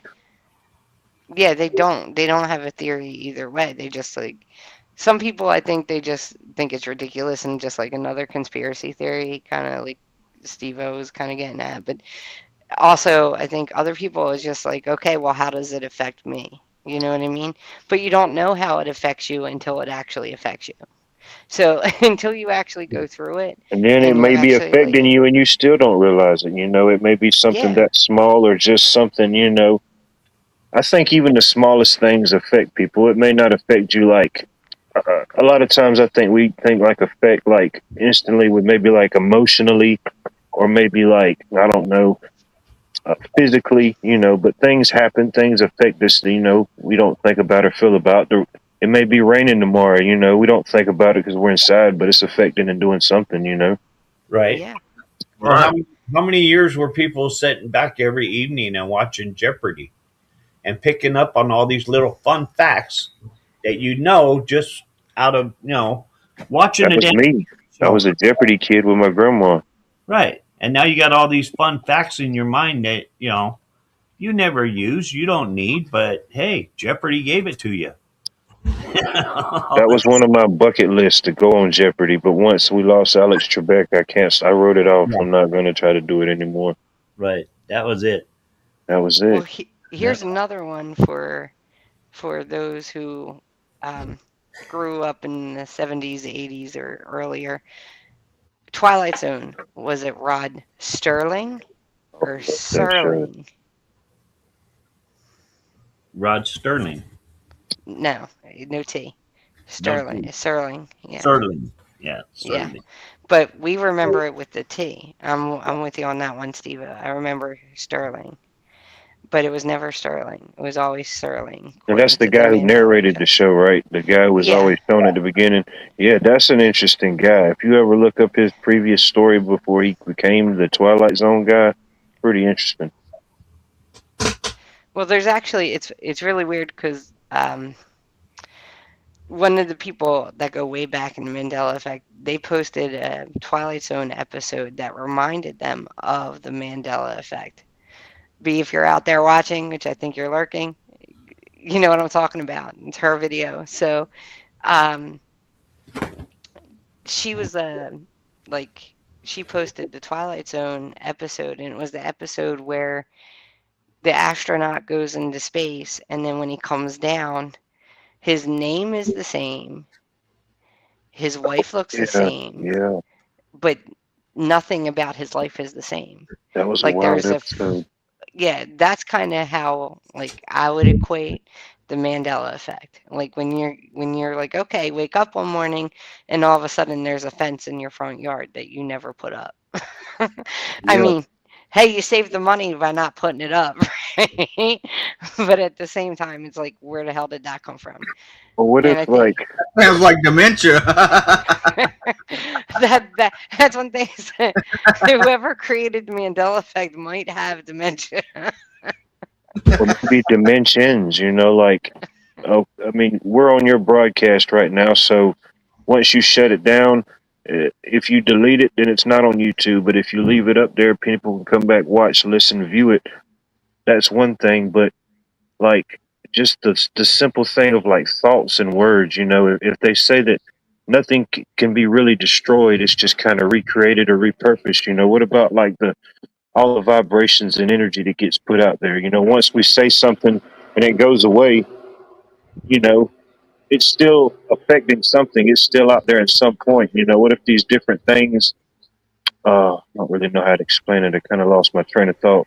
It But kind of maybe like lingers, right? kind of lingers. Maybe like I don't know, kind of spiritually. Like if someone they thought they heard like a child laughing, or maybe somebody moving around, You know, maybe it was just that energy or something. It doesn't really go anywhere. It's there. I kind of lost my train of thought on that one. No, The I ripple totally effect, it understand. just keeps on going. Yeah. Yeah, you know, Continues on. You don't know where it's going. yeah, It continues on. Yes. you know, But just something as simple as powerful as just spoken word, you know. The butterfly effect. Yeah, that's what I said. The butterfly effect. And I Ooh, that's mentioned a that. wild movie in itself. Yeah, I there like was the 2 of first one. The those other too, 2 2 got or just a 3. little too wild. There was some, like, we can look at different movies. Some people compare it with Matrix. Some people Looper, time travel type stuff. Different dimensions, different realities. I mean, there's been so many theories thrown up where what created the Mandela effect. And like I said, we're just at a standstill because other than finding more Mandela effects, and once you're in it for years and years, like I have been and other people have been, it's just kind of like, oh, you just start laughing at it. You're like, oh, It's that's not what like you're a gonna thing you do. really search for. You just kind of see it, unless someone else has kind of discovered something and maybe you align or don't align with what they found, you know? Yeah, So wait a minute. exactly. There's more than one Butterfly Effect movie? There's 3 I total think from there's what I 3. remember. The first one was the best in my opinion. The other 2, I mean, they're worth watching, but they, you know, it The is what it second one is. wasn't too I've bad. only The third seen the one Yeah, it first wasn't too one, man. bad. And the first one was so good. I didn't know that there was any more. Just let it be with that, then. Just let it be. Don't ruin it, you know? Don't ruin it, brother. Don't ruin it. He said, don't Yeah, ruin just it. rewatch the first one and let it be. Fair enough. Fair enough. He's like, don't ruin it, brother. Don't Yeah. ruin it. Don't go looking for the butterfly effect. That's like, what did I watch? I watched the White Noise too. And I was like, oh, that's really, really bad. Oh, really, really bad. Don't watch that. Don't watch that. So there's just Yeah. some things that maybe they shouldn't have made a sequel to. Yeah. I think they're actually coming out with a new Scream movie. I think it's like They are, and I Scream. watched the trailer for it, and it looks like it's going to be pretty good. Does it? I ain't 'Cause gonna lie, I probably will rewatch that one. I'll watch another Scream movie. It's got old girl in it from the They always original. find some type of way to tie it in all together, you know. They don't really go like, you know, well, they too killed far. everybody off from the original movie except for her. She's I the only think one Dewey's left. not really dead, and he's going to come back, and he's going to be the slasher. No, he's hanging out. He's hanging out with his vacuum cleaner still. That'll be the ultimate twist, you know. I don't know. I think what they're up to like 11 of those movies they have made out on that movie. Oh, on the parodies? No, just there's like 10 or 11 of them. Oh no, I lost count. I think or 9 something. There's a high number, either 8, 9, somewhere around there of I think it'd be Scream 7. movies. It'd be 7. Is it going to be 7? I thought there was more than that though. So Golden Sire, you supposed to be putting out spoiler alert disclosures or something like that, or I don't know. No, I don't think so. Am I? Spoiler! I don't know how all this YouTube stuff works. So you're supposed to be issuing spoiler alerts. I don't think so because none of us watched it, right? The new one. So I don't think we can give anything away What's because that? we didn't watch it. The new No, Scream movie. So from what No, I haven't seen it. From what I watched on the trailer, and anybody can go and check out Scream 7 and put trailer behind it. But anyways, so on the trailer it shows where he's like, "Hello, Sydney," or Cindy, or whatever her damn name is. That's pretty good. Pretty good, actually. He did that way too well. Way too well. I'm outta Way here. too well. But no, so like the dude, the Scream dude's like going after her daughter and shit, and but it looks like it's gonna be really good. Like I don't get pumped up for a lot of them, but I was also thinking, I was like, Scream 7. You know what I'm saying? Like, where's the time gone? Been 12. When did the first one come out? In 96, 20 years? Right. Damn, she's done had time to graduate high school, become a woman, and now she's got kids. You know, it's coming after a second generation now. I mean, Well, this, that's what this it. dude's evolved as a character. All right, for Steve-O, spoiler alert, spoiler alert. um, that's what the newer Screams are. It's the spoiler alert, the son of the first killer, or the Yeah. daughter of the first killer, rather. Well, I feel like that it's. I feel like it's gonna be a pretty good one because it matches more so of. It seems more original because it ties back to the very first one, Right. and you know what I'm saying, like you think about whenever you whenever they showed the Fast and Furious. You know what I'm saying? They played that Fast and Furious will never be the same. Yeah. No. I think they got another one, Fast and the Furious 21, coming out this summer. 21. Yeah, they're racing on the moon this time, I think. Man. I don't think. Yeah, I think they did the same thing. They ran out of continents to race on. They had to go out of space. They did the same thing with Jurassic Park. I saw the last Jurassic Park. I think it was last year. And I was like, no, just stop. They need to just stop. They need to just stop. It's okay. You got your franchise money out of it. You just need to stop. It's Yeah. Got T-Rex out there fighting the Ninja Turtles and stuff. I mean, it's just too much, man. They're doing too many mergers. Now, isn't the final movie always supposed to be that it was all a dream to begin with? Oh yeah, Yeah, like the final scene. Damn, it was all a dream, you know? That fantastic, wondrous, dangerous, scary voyage was all a dream. The last one brings it all together, that every one of those that you had watched through the years ended up being a dream. Yeah. I don't know. I mean, there's not too much more they can do in Jurassic Park. There's not. They've done the hybrid. I mean, yeah, what else can you do, you know? You know what I think would be a very, very, very cool spoof of a movie? Like, so you know how they do the parodies with Scream and all these other ones? What if they did like an adult Toy Story? And they were all, he just woke up from a dream or whatever, and he's like, holy shit. Or something like that. I think that'd be good. That'd be really good. I'd watch it. If you think about it, dude, the originality factor has really gone down. I don't know what really happened, but now it's just like the age of sequels, prequels, comic book movies and stuff. And some of them's cool, you know, but it just seems like there's a big lap in just like that original idea, you know, originality, whatever it may be. Right. And I think it just all kind of ties in what you was talking about earlier, just, you know, maybe like a collective, you know, mindset. You know, it might not be as far as I can read what you're thinking, but we can't think past a certain level. It's almost like we're all on that same level and that's it. You know, we can't surpass it. We're just there. There's no more original thought. Yeah. Right. And that's what happened. That's what happened with Fast and Furious, man. Once Paul Walker died, that was it. That killed it Yeah, for that me. was it. I agree. My husband loves I like the Fast and Furious movies too. My husband likes them too. And we're just sitting there, we're like, I'm just like, they can't do any more with it. You already got the cop that became bad guy and the good guy at the same time. They've already done all that. They brought in the Rock and the Transporter. What's the Transporter guy?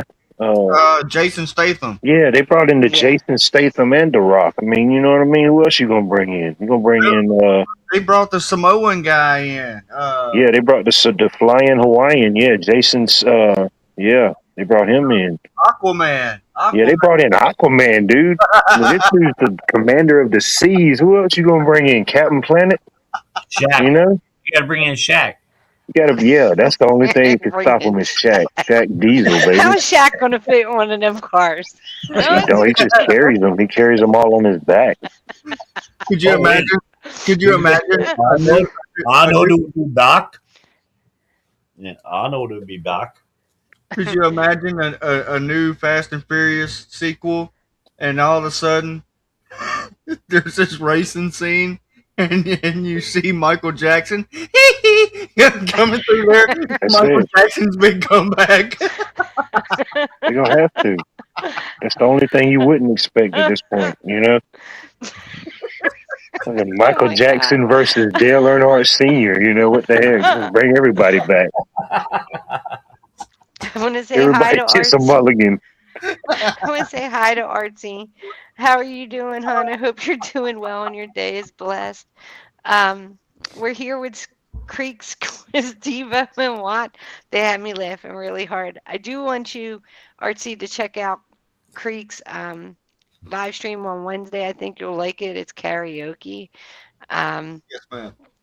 And I'll create a post. If Creek puts it up sooner than like 20 minutes before he goes on. Well, yeah. I'm like, how am I going to create a post? I'm trying to create a post. I keep looking to see if it's up.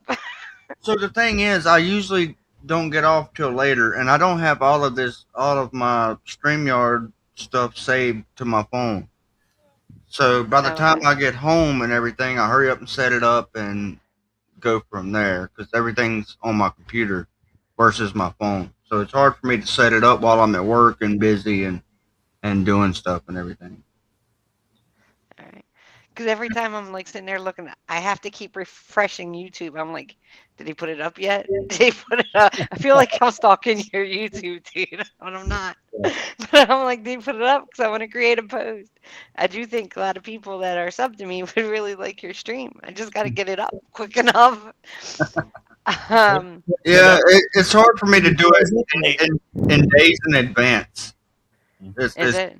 Yeah, because I never know what I'm going to do. I don't know if I'm going to be on or not, or True.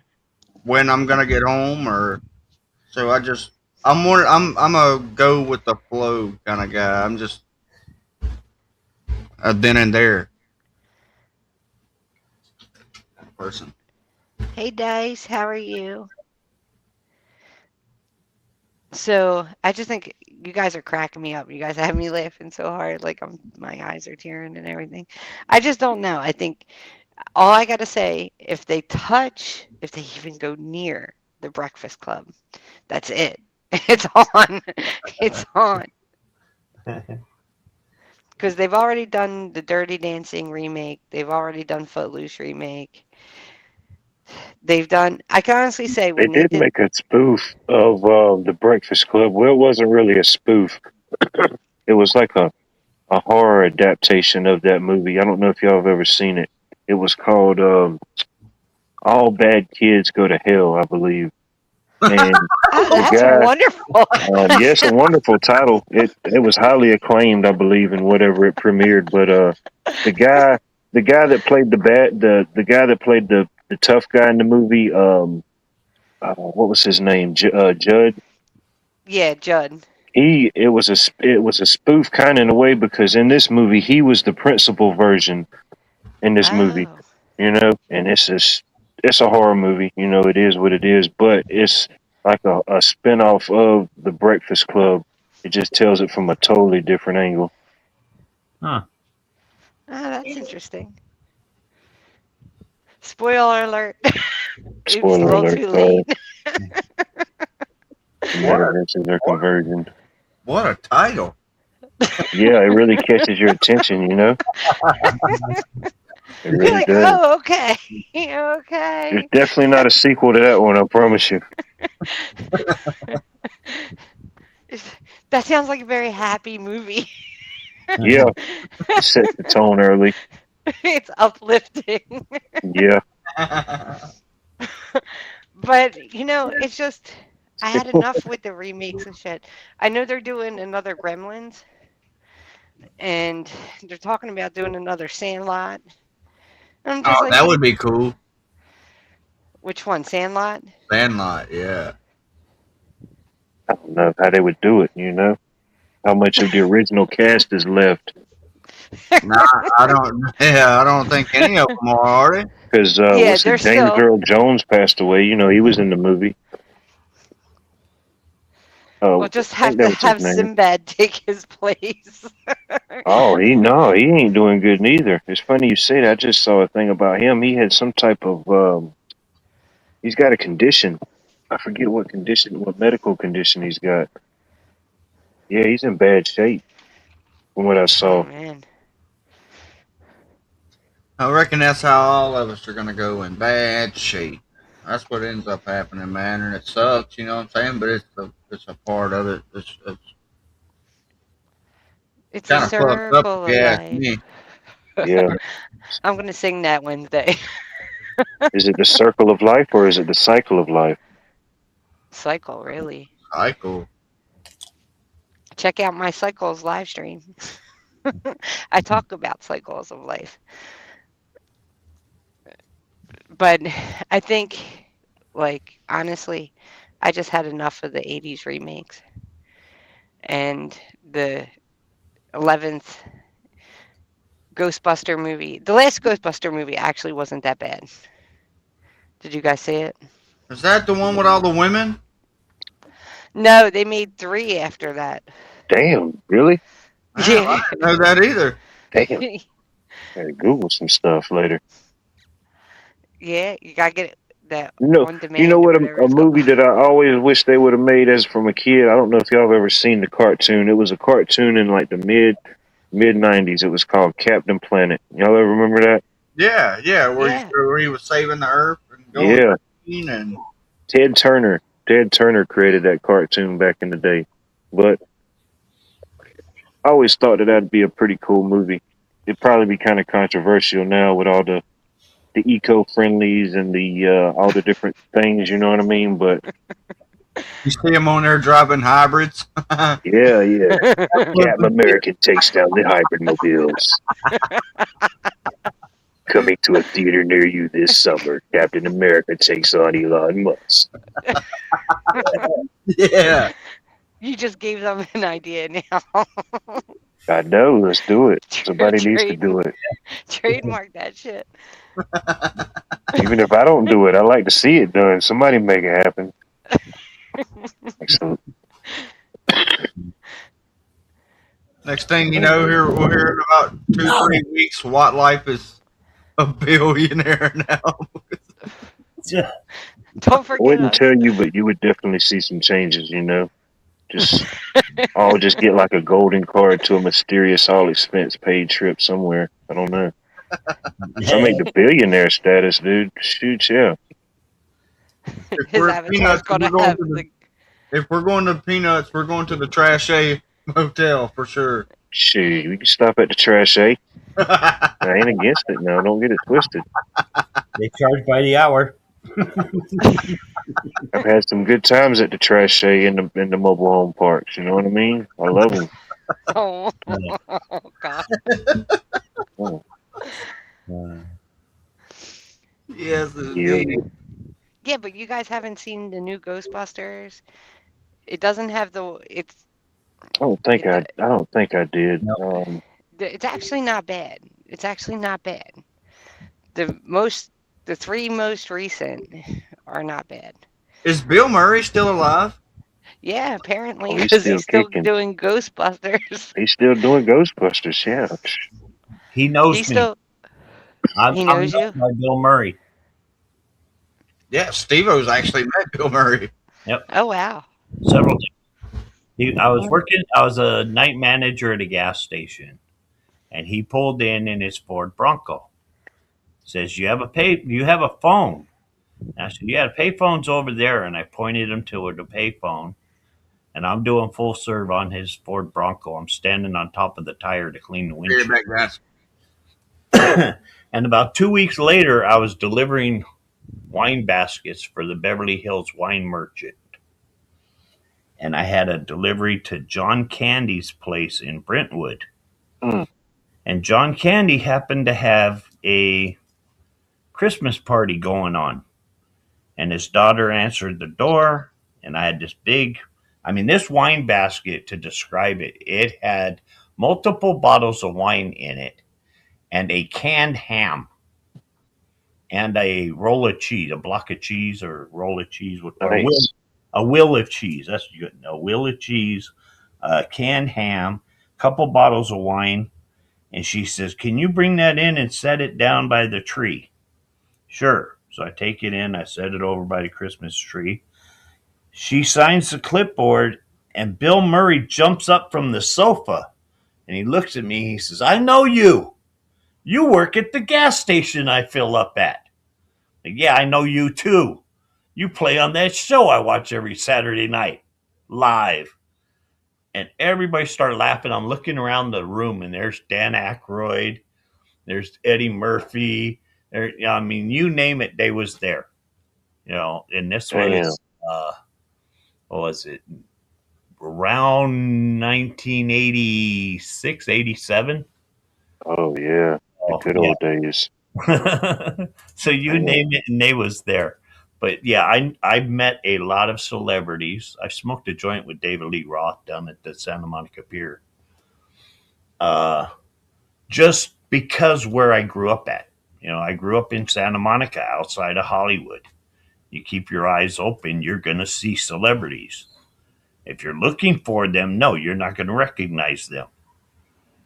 You just, keep your eyes open, wander around. Eventually, you just happen to see celebrities here and there.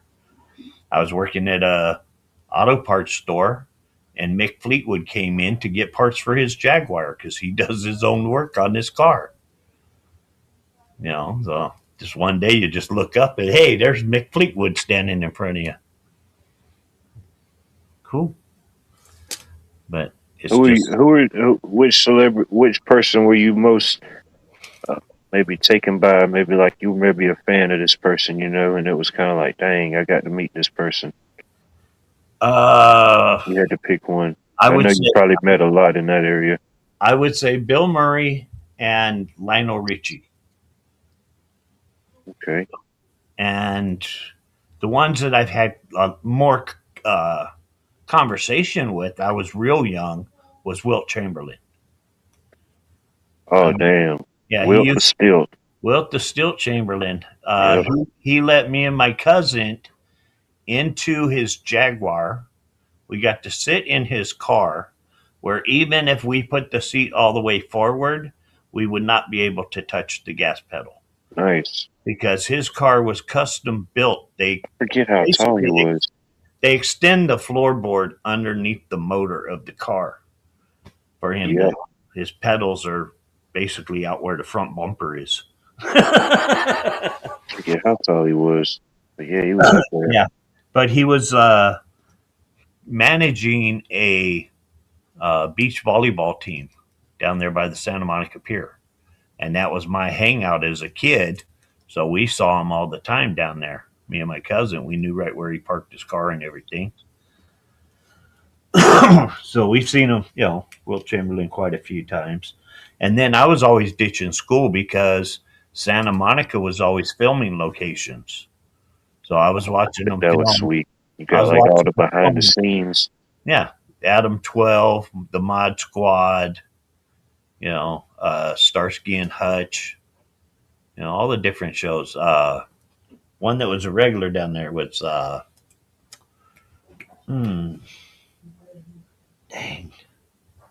James Garner, Rockford Files. Rockford Files, yeah. That was filming all over the place around there. So I used to cut school and just go watch them filming and stuff like that. I was used twice as an extra. I was once on Adam 12, and I was once on the Mod Squad. Sweet. Just, here, kid, they actually on the Mod Squad, they put a fake cast on my arm and my arm in a sling and gave me a crutch to use on my other arm. And they gave my buddy a pair of crutches and put a fake cast on his leg. And there was other people, they had bandages on their head and stuff like that. And they had us just wandering around the park because they were filming at one house across the street from the park one day.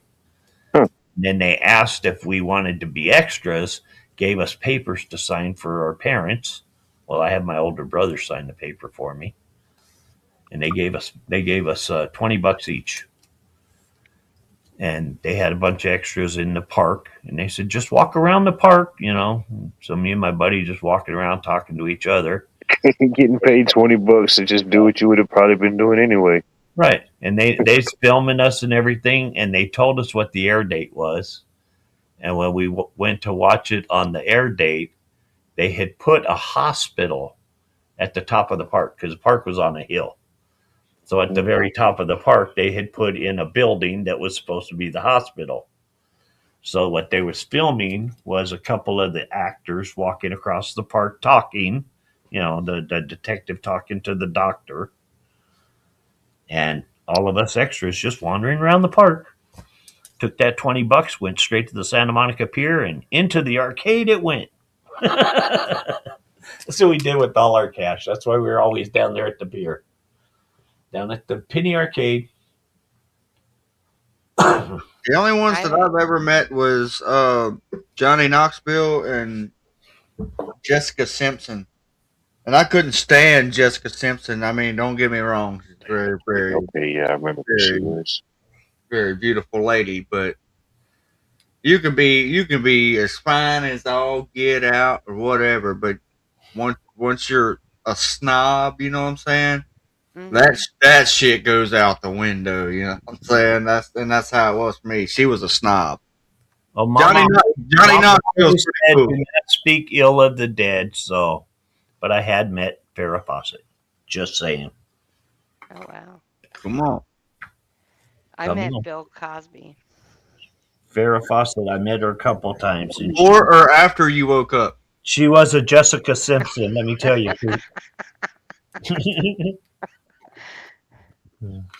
Go ahead, Steve. What were you saying? In Creek's eyes, Farrah Fawcett is a Jessica Simpson. Oh. Yeah, she was a complete snob. They was doing they did the Dukes of Hazzard remake down here, and the bar that I got hit with a bar stool at, that was the Boar's Nest. That was the Boar's Nest. Yeah. Yep. Sure enough. That was the Boar's Nest. Damn, you could have sued Boss Hogg. Yeah, you could have been an extra and you didn't even know it. I'd have got run off by Roscoe B. Coltrane. In hot pursuit. Him and Flash. I met Bill Cosby at the train station. Actually, 30th Street train station in Philly. And I walked up to him and had him sign my train ticket. And he was like, all right, I got to go pee. I was just like, okay, bye. And then you It's woke very up short. from where's From one of his cocktails. My ex-wife cussed out Eric Estrada. They was filming Chips up there at the Santa Monica Pier, and they were on a break, whatever, and Eric is sitting on the bike, and he's got a crowd around him, a whole circle of people, you know, and me and my wife and everybody are locals, and my wife happened to be walking right through the crowd of people that was circled around Eric Estrada, and she walks right in front of the bike, and he rolls the bike forward to where the front wheel rolls in between her legs as she's walking by. And she stops and looks at him and says, "Get the hell out of my way. You know who you're talking?" And she looked at him. "Yeah, Eric the frickin' Estrada. Get the hell out of my goddamn way." Turned around and continued walking He on. looks like he's been told that a lot in his life. Oh, yeah. I get that vibe. You get that vibe. Yeah. But no, yeah. So Jessica Simpson, complete freaking snob. Johnny Knoxville, cool as all get out. Yeah. Of course, because it's Johnny Knoxville. I know I used to go to school by where Bam is. You know what Bam Margera? Bam Margera, hell yeah. Yeah. That dude was wild in itself too, man. He Have was you crazy. seen the videos that he's been like of him sober and everything, and he's starting to skateboard again and stuff? Man, that's wild. I No, haven't I seen didn't. anything recent. The Oh last yeah. time I saw his documentary that he had it bad. Like he was really far gone. Oh yeah, And man. That's what he's money does to them people, man. And whenever they start doing all that dumbass shit, Yep. you know. he was just so far gone, and I was like, that's a shame, because Well, I think that's what spiraled. Not, I'm sorry to cut you off, but I That's think okay. that's what spiraled into the addiction because they were all just getting all fucked up, and then they would film the shit. You know what I'm saying? Yeah. And do all this shit. So they all fucking was all fucked up. Have you seen Steve-O's videos of him sober now and shit? No, but I saw the last one that the last movie he did. He did a movie, and I watched it. Yeah, It was good. It wasn't. It was. It hits you differently when they're older and they're doing those crazy stunts. They're about to do another one. There's another one coming out soon, and then they're all older. Because I'm sitting there and I'm like, there ain't no way in hell. Like when I was younger, I could see like, all right, I can understand it. But now, like in the 40s and stuff, yeah, no, like Right. bubble wrap time. You know what I mean? Like, Oh yeah. Well, back Not- there in the 90s when they started all the jackass stuff and the crap they were doing, I was into auto racing, and the guy that owned the race car that I was to be driving, his wife always called me Steve-O. So she's the one that told her husband to put Steve-O above the driver's door on the car. So that's how I got the name Steve-O. So when I came onto YouTube and decided I'm going to use the name Steve-O, because she's the one that did the spelling also. That's why it's Steevo. Because she called me Steve-O. Anyway, when I started driving the race, or when I started YouTube, and I come on and I get into the chat, and whenever I comment in the chat, people would comment back, Steve-O, and they start talking about the jackass. So then I'd always have to put in chat, Steve-O, not the jackass. not the jackass. Because his is Steve-O. Is his name. Steve-O. Mine's Steve-O. So another one that I really, really liked. I probably liked it just as much as I like Jackass, if not a little bit more. It was Wild Boys with Steve-O and I think his name's Chris Pratt. Right. Yeah, that's Chris Pratt and Steve-O. That was good. Yeah, they were funny together too. Well, that and I liked seeing them with all the animals and stuff. That's what was cool. Well, I'd say they're the two most extreme out of the Jackass crew. So it was like Steve-O for sure. Well, Chris was pretty. He was pretty crazy, but So I have to bring up a Mandela effect, right? Because we're talking movies and stuff like that. Ooh. So let's see. Was Shazam a movie for you guys? I think we talked about it a little bit backstage with you, Creek. You, me, Steve-O. Was Shazam? I seen a newer one, but there was supposedly what was the newer one? I believe it was The Rock with The Rock. Are you talking about I know that Shazam you're talking about. Are you talking about the Genie Shazam?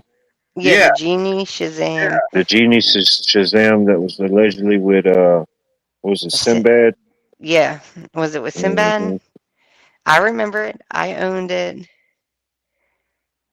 I remember it. I remember the packaging of the VHS. I wish you could share images in the back chat. You know, that would be. You know what's crazy? I might actually have that VHS to show. Really? Yes. Oh, that's bonus points if you can find it. I've If you got can all find the, it. I've got all the freaking Disney movies and everything next door. In the I'll old. give you 33 days. Watch putting a time on it. They're You all got- they're all in a big box. I know exactly where they're at, unless the Mandela effect gets me. I thought they were right here. Oh, yeah, what if you get Mandela in the process of trying to find this stuff, dude? But Hey, Blue. How are you? Yeah. But no, I've got all that stuff. I've got old Yeller freaking sets of the Disneys. I got old VHS tapes too. I remember my mom had like tons of those things, man. Man, Coming dude, up and as a kid in the 90s. if they're in really good shape and everything, that shit's worth a lot of money. You wouldn't think that it is, but it is. Especially if you get some that's unopened. Certain movies, like a lot of things, pay more if they're unopened. I've seen people, it's crazy, you know, certain movies. Right. Well, like I'll tell you. what is it? Blue Pac-Man is talking about batteries still not included. Also used to exist. Yes, batteries still not included was the sequel to batteries Not included. It does not exist now. Oh, man. Batteries still. Yeah, Yes. there was a movie There was- called Batteries Not Included. There was a movie, Batteries Not Included. They did a sequel to it, and it was called Batteries Still Not Included. Man. Supposedly That now it sequel- don't exist. I've Never never existed. heard of that. Yeah, it was. There's batteries not included, then batteries still not included. Just like there are. I don't know if anybody knows this one. Was that in the Primo- 80s? Yeah, that was. Yes. Yes. 80s, I'm trying 90s. to think if it was early 90s. Batteries not included was 80s, but batteries still not included. Blue Pac-Man, do you know when that movie came out? And after that, every package said on there, batteries not included. Yeah, it's batteries still not included. I remember Still that not movie. included. Yeah, it's battery still not included because that was the sequel. Steve-O, it's great to have you on here because you have that knowledge from back in the day. Was it 1990? 92-ish. 92-ish, okay. Well, the other one that completely changed is there used to be, if you ever heard of the movie Dream a Little Dream, No, not it had familiar with that. Corey. It had Corey Feldman in it. There used to be 3 of those movies, and now there's only 2. But what was the third one became the second one. So it's like they deleted the second one. It skipped over it. But the third one does not exist in this reality. So there used to be 3, Dream a Little Dream 1, 2, and 3. And instead of keeping the second one the way it was, because I also own that one too, well, used to, it put 3 as 2. It's weird what it did to it. It like kind of manipulated it. But here's another one. Any Michael J. Fox peoples out there would know this one. Teen Wolf. Anybody seen that? Teen Wolf, yeah. Was the mom in the movie? Oh, Did he have a mom? Without thinking on it too hard, I don't remember being a mom. It seemed like it was just him and his dad. Yeah, that's what They I'm both thinking. had a werewolf thing. Yes, I'm thinking just. I remember the mom, and this is how I remember the mom. When he started turning into a werewolf, and he was up in his bedroom and making noise, and the mom was baking cookies, and she pulled the cookies out of the oven, and she said, "Hun, I think it's time you have the talk with him." like as in he's turning into the wolf now. Could be. I just can't remember. And I haven't seen it remember in so that, long. but they deleted her completely out of the movie. So in this reality, there was no mom. You know, and at what point did they delete it, or what? When did it allegedly change? You know, We don't know. don't It's know. the Mandela It's hard to effect, say. so It's we hard to don't. really pinpoint it. Hey, Nut, how you Hello, doing? Peanut. Woo-hoo-hoo-hoo. Woo-hoo. Like multiple ripples happening amongst themselves, you know, at one time in a way. Yeah, they don't really. We have different people have different.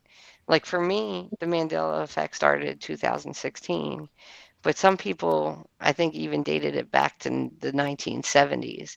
So Well, that wouldn't you then think? Wouldn't you think that it goes that far back I if think it's happened it's been before. happening for that long? Or what about this? I was going to say this just a while ago. I didn't want to cut you off though. So what about this? When we were talking about um, universes and realities or whatever, what? All right. So you was talking about with that movie. So they did the first one, and they They did the basically second one. they had They they did the had the second first one, one. and the third one pretty much become the second one, and the third one never existed. Yes. Okay, so do you think that's like what? All right, so what if all these things are going on and shit that we remember, and what if we get towards a certain age, and once we get to that age, we go into this different dimension or reality or whatever. You know what I'm saying? All right, so old folks, you hear stories about old folks and how they were, and then you get at a certain age and you're like, hey, get off my damn lawn. You know what I'm saying? Shit like that. You'd be like, oh, I'd never say that. And then you end up I know being at exactly that what you're age. saying. I've been through all those stages. I remember being a little infant where I used to communicate with the other little infants, and we had our own little chit chat shit going on. And Goo goo I, gaga. I grew, Shit going I grew, and I learned words and shit that people was teaching me and shit. And then I got educated by the local school district. Oh my god. And got brainwashed that way, And I grew up, having a hell of a time. Nobody could tell me nothing, I became a teenager where I freaking knew it all, man. I freaking knew everything in this freaking planet had to know. And then I got into my 20s and shit and had to start doing this adulting crap thing that they talk about. Yeah, man. Being an adult and responsible and all of that. Yeah. and raising a family and doing all the responsible things you're supposed to be doing and this and that, and then you just get old and, time goes on and you just stop working. You just give up on it all. Say, hell with it. I'm freaking retired and I ain't doing shit no more, I'm just going to hang out. Yeah. And now I get to look forward to going back into reverse and changing my language again where people ain't going to understand me but these old folks. Because y'all going to forget all the damn language I know about. Yeah. I know, Creek. I know exactly what you're talking about. But I mean, I get what you mean. You know what I'm saying? Like, you just fucking, He's like, I get what you mean. No, more so poor of Creek. like you get older. You get older and Yeah, you get everything. But older. what I'm talking about, like, what if we're walking through dimensions or whatever that we don't even know that we're walking into? It's just I don't Yeah. tell me. Definitely So possible, I know getting older. Yes, I understand that. All right. No, there But are with the theories. Mandela effect, and we don't see these things anymore, and we thought that they were the way they were. Maybe they was in another dimension. It's like phases. And, Yeah, be like they another call phase. them, like some people call them waves. So there's been multiple waves of things happening. There is the different universe and different timeline theories out there that we are jumping from one universe to another, and we are still who we are. So we stay the same, Right, but right. everything around us changes. And, or not everything, but some things around us change. And then there's the different timelines theory, as if the timelines are collapsing onto each other and making one final long timeline. So things have to change and things don't change. I have a Cycles live I stream. like Steve-O's term of it better with phrases then. I mean phases, not phrases. Phases. Yeah, it's like waves with the different universes. One thing that we kind of talked about in the Mandela group, and then the other thing is I think it's a 20-year cycle, 120-year cycle, to be honest with you. Cycle. That's part of it. Yeah, it's a cycle. Yeah, We have to get rid of the old stuff to bring in new stuff. So the old stuff changes to usher in the new stuff. And it's all done supernaturally. It's not done by a person or anything like that. They tell us a lot. They talk about the old world, you know. Okay, if it's the old world, well, when did this new world start, you know? Yeah. You don't really, like a lot of things in history, there's so much going on. Imagine even, you know, 50 years ago, you didn't have the internet, you didn't have the televisions. What you talked about is what you heard about from a newspaper or what your neighbor was saying, so you know. But I mean, still at that same time, it's not so much different, but in the same way it is. It's just the amount and consumption of which you can consume, you know, just information and stuff like that. It's at a whole nother level, you know. Right. But it's surprising how much information that they've let out and how much they're still holding back. Oh yeah, no doubt. Tons of it's filler. They don't tell us. They give us filler in everything they give us, from the food to the air to the water to the information, you know. It's all the senses involved. Not only that, but also the misinformation that they put out there, which causes and it causes division. But the thing is, there's no way for us to find out who is this they.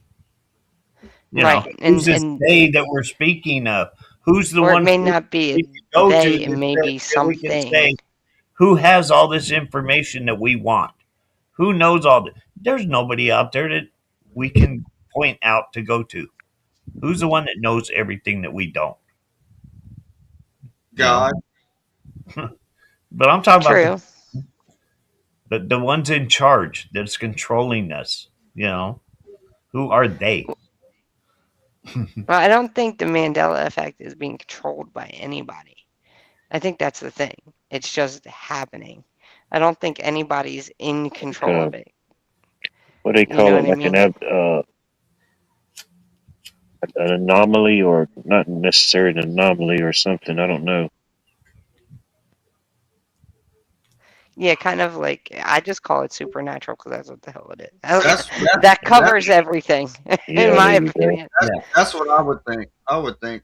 So everything that supersedes our natural aspect, as you basically see it as humans, I guess, you know. Yeah. So I just chalk it up to supernatural, and that pretty much covers everything from multiple universes, multiple timelines, whatever theory they throw. I'll just chalk it up to supernatural. It's controlled by God. You ever watched that series, Supernatural? I never have, ever. Oh, not all of it, but I have seen some episodes, yeah. You gotta watch that, man. That is the best. Have you guys ever watched the Mandela Effect movie? I didn't know there was one. Yeah. There's three, but there's only one that's titled Mandela. Oh, I remember you telling me about this the other night. Yeah. Oh, we got a nut knocking at the door.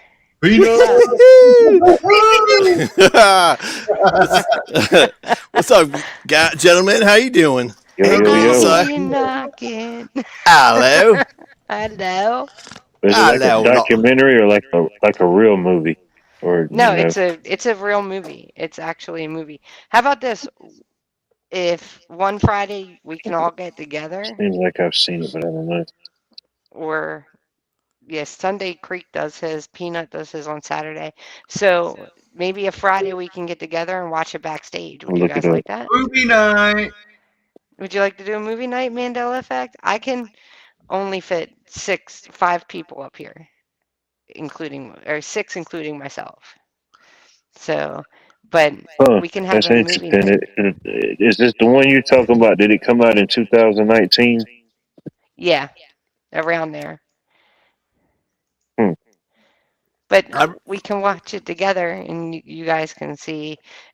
We don't all agree with it. Like, honestly, we were like, oh, they left out a lot of things with that. It was But kind of like that movie was sort of like pictured in a way to present a certain point of view too. And like I think I yeah, remember when that came out, a lot of people in that community were talking about how they were watching us and then copying ideas from other people's channels and whatnot.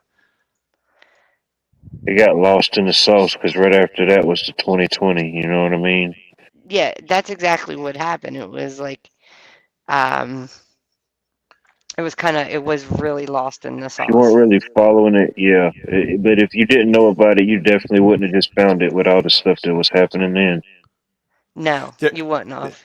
There's one thing I noticed about that movie though, is I've been talking for a long time about how like if you compared like a wine glass where someone's like singing super high, and with that frequency it snaps the wine glass as sort of like a metaphor for the whole universe, for a physical universe. So if you wanted to like cut a hole in the universe, it would depend on matching the exact frequency for the same concept, like breaking that physical barrier into. And in that movie they bring up a wine glass too, so I'm pretty sure they might have gotten that for me. To shattering glass. Yeah.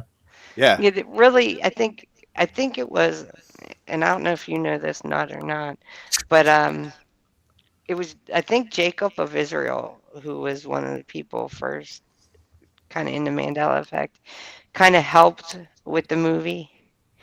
And they basically took from different channels, different things, and pieced it together. That's what I said too. Like, Yeah. because I remember like that whose channel was I on? The one with also Patrick's channel, and I think he was talking about it before. And there was like some other channels like what's the one that does the Animal Della thing or whatever it is? You know what I'm talking about? Oh, Mandanimals. Mandanimals, That's, yeah. I I want don't- to think it's is it Izzy Pop, Fizzy Pop, Fizzy Pop. No, it's I don't know her name. I don't Yeah, know. but you know what? You know the channel I I'm know, talking about, though. yeah, I Yeah, know I the can't remember channel. the name though. I haven't watched it in years. But like channels like that, like I heard a lot of them talking about when that movie came out that they thought that they were watching it, which I'm sure they probably are, and so borrowing ideas from each channel, just like what you said. Yeah, they're just borrowed. Like they took different ideas. Um, the Curious George thing's in there, Steve-O, just to let you know. And there's just like, and they kind of made it on one theory, and they were pushing that theory, but that theory kind of collapsed on itself because it's not that. And some That's of not them what's are causing kind of it. like, I guess you would have to follow it, but some of the topics, they're kind of like, I guess, mainstream, they're like iconic symbols, A lot of them are. Yeah. And now that you mentioned it again, Golden Side, that's the one that got me. The Mandela effect when you said Curious George did not have a tail. That I still see him hanging from the tree from his tail, grabbing the hat off of the man with the yellow hat. Yeah. Why wouldn't he have a tail? He doesn't Why have would a they? tail. If you look up Curious George, he doesn't have a tail anymore. Mm. But you remember that monkey hanging from the tree limb by his tail, snatching the hat from the man in the yellow hat. It was in the first book. I remember seeing it. I mean, I picture it. Now here's one. Here's one too. I've had him on my stream before. Lost Geo. He does geographic Mandela effects. And the one he has now on his channel. By the way, everybody in chat, please hit the like, subscribe, ring the bell, share it out. Yeah, y'all hit that like button. It's free, y'all. It is free. But I also put in the chat Creek and Peanuts channels. Please go check them out. Subscribe to them. Yeah, y'all can hang Creek's out. Karaoke and Chill on Wednesday and Chat and Chill on Sunday. And Peanuts Just a Mess on Saturdays. It's fun. Guys, it is so fun to be up there. Game night. Game night. Tomorrow's script Hollywood night. Squares. Oh, I also forgot to mention too. Tomorrow night we're doing the Hollywood Squares, and also the script for tomorrow night. Creek and Steve-O and Goldside. It's going to be it's the Victim Olympics. Oh, God. The Victim Olympics. You know, Oh, like my the God. because you know you if only if you're so lucky. If you play your cards right. Yeah, I put my cards right. Okay. Anyway, I still haven't figured out how to do the X's and O's on my thingy. So. Oh, Steve-O, I got you. I'll send you one like I've got. All right. Yeah, in order for me to change from X to O, Peanut, you're gonna have to put me backstage. I can't do it while I'm on stage. Oh, okay. So, all right. That's the only thing Okay. with that. Well, we could. Oh, you know what? We could do it before the stream starts. I could walk you through it.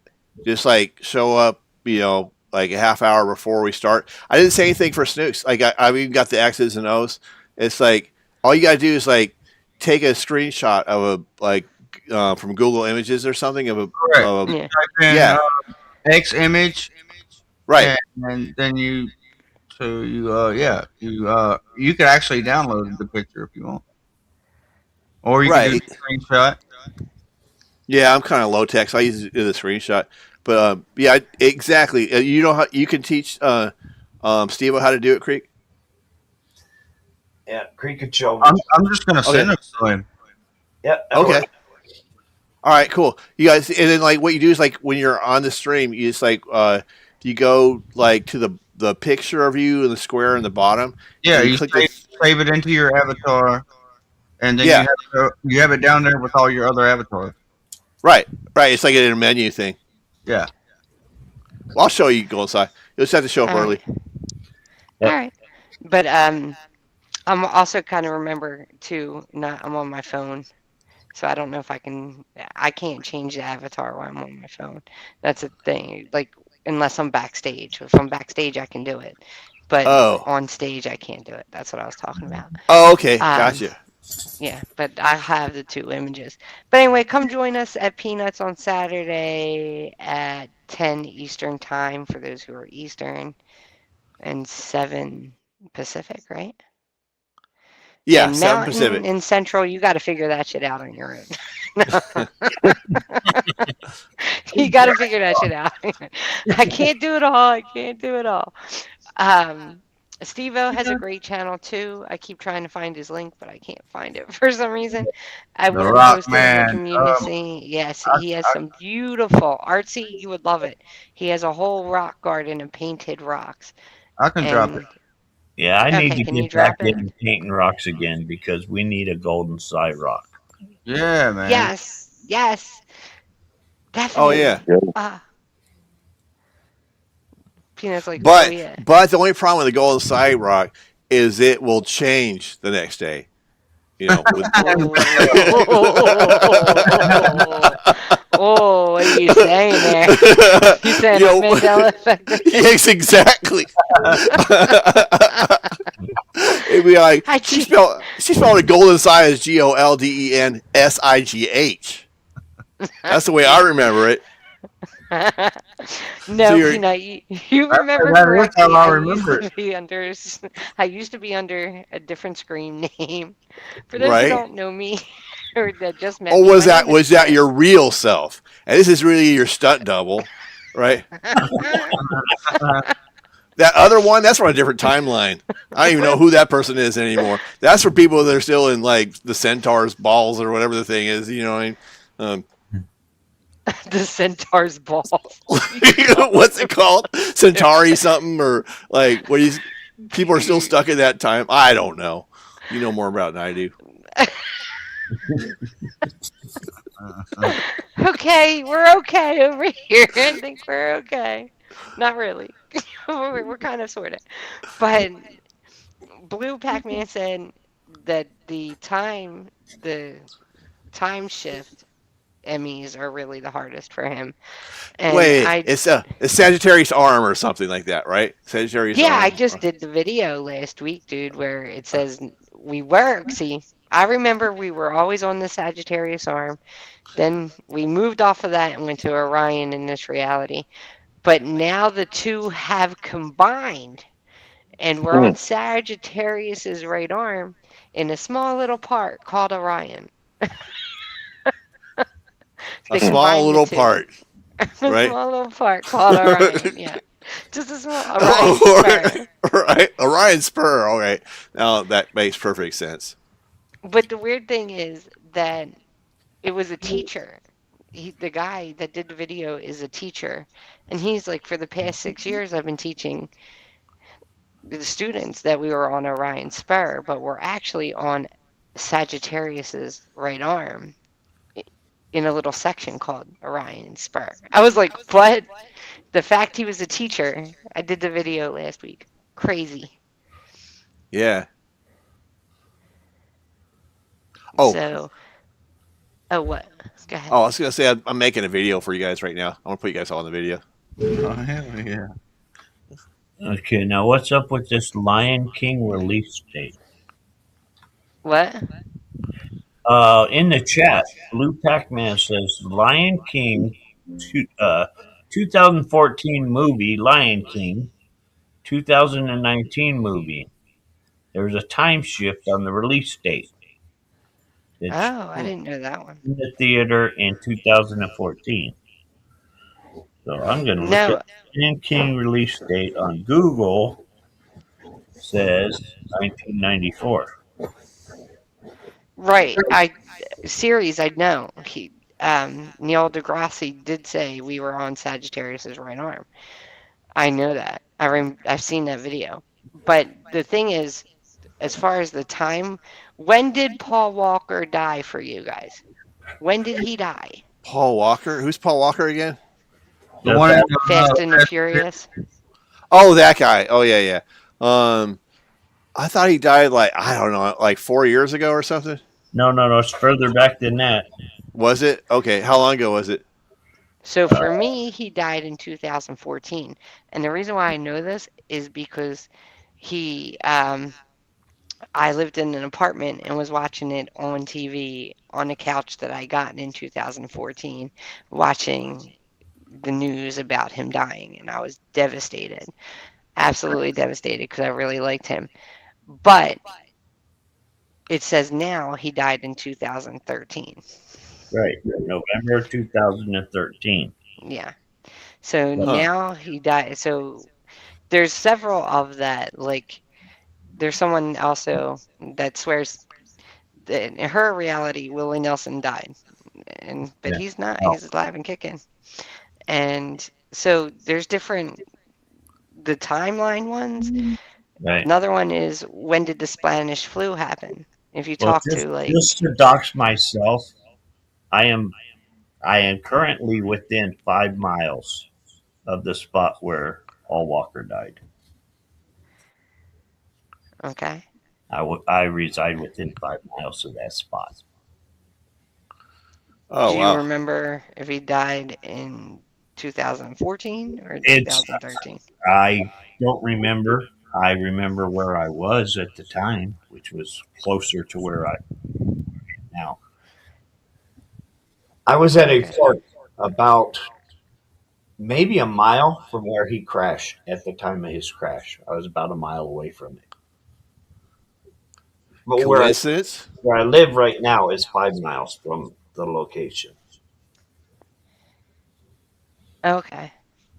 The other time one that kind of messes me up is the Spanish flu. For me, the Spanish flu happened in 1906 and ended in 1911.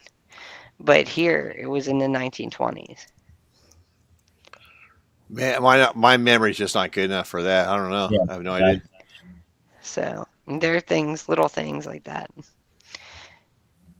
It'll catch you, but the lion and the lamb thing, I think, is one of the big ones. Yeah, I remember I was on a live stream and people were. We brought up the Mandela effect at the time, and we were all talking about that the lion and the lamb or whatever, and then like there was a person on the panel.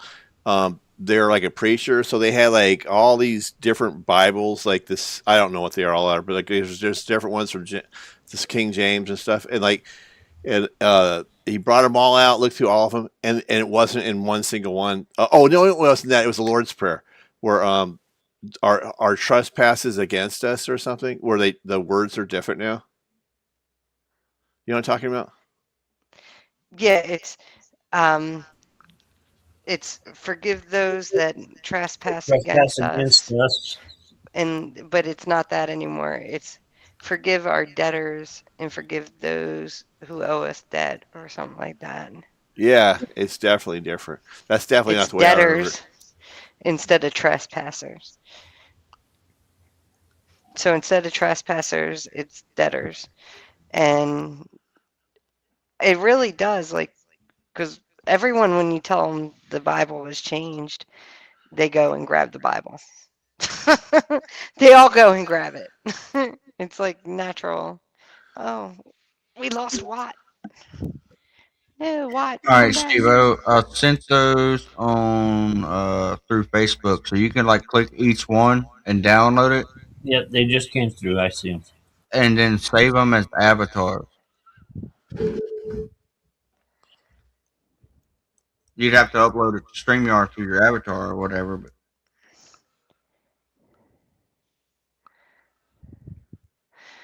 Watt, if you can hear us, please come back. We like having you on. You had me cracking up laughing earlier. in real life, I come back.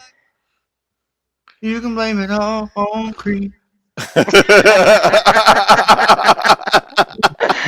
You can hear that and more if you tune in on Wednesday night. You can hear Kenneth sing, Steve-O sing, Creek sing, I sing a little, You Snugs. can blame it all on Creek.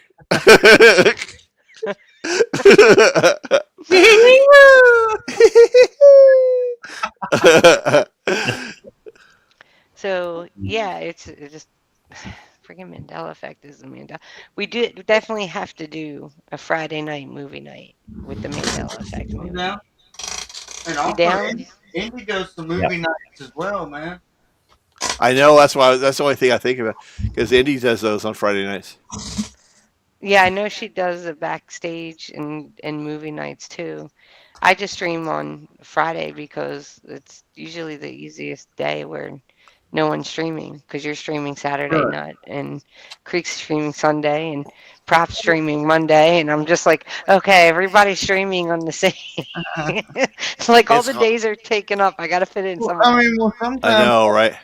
Sometimes, I mean, sometimes when we touch, you just gotta roll with it. Actually, I got other screens going on too right now. Actually, Scarab's on, and there's somebody else on too. I think Unspecified was on, and I'm just like, okay, I got to fit in somewhere, guys. Like, I got to make room. Exactly. That's what I'm saying. You know what I'm saying? I try really hard not to go on when somebody's on. I can't do it all the time. Exactly, and there's nothing wrong with that. You know what I'm saying? It does show respect and everything, which is really cool. But also at the same time, it's like, look, I got the fever.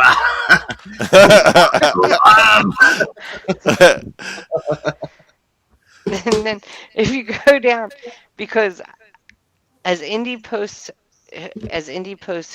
who's live, right? And Yeah. I go down it and I'm like, oh shit, who do I watch? Because she's got like 3 people that are live at the same time. So I'm like, okay, I go in and check each one out. But of course, if you're on Nut and Creek's on, I watch you guys.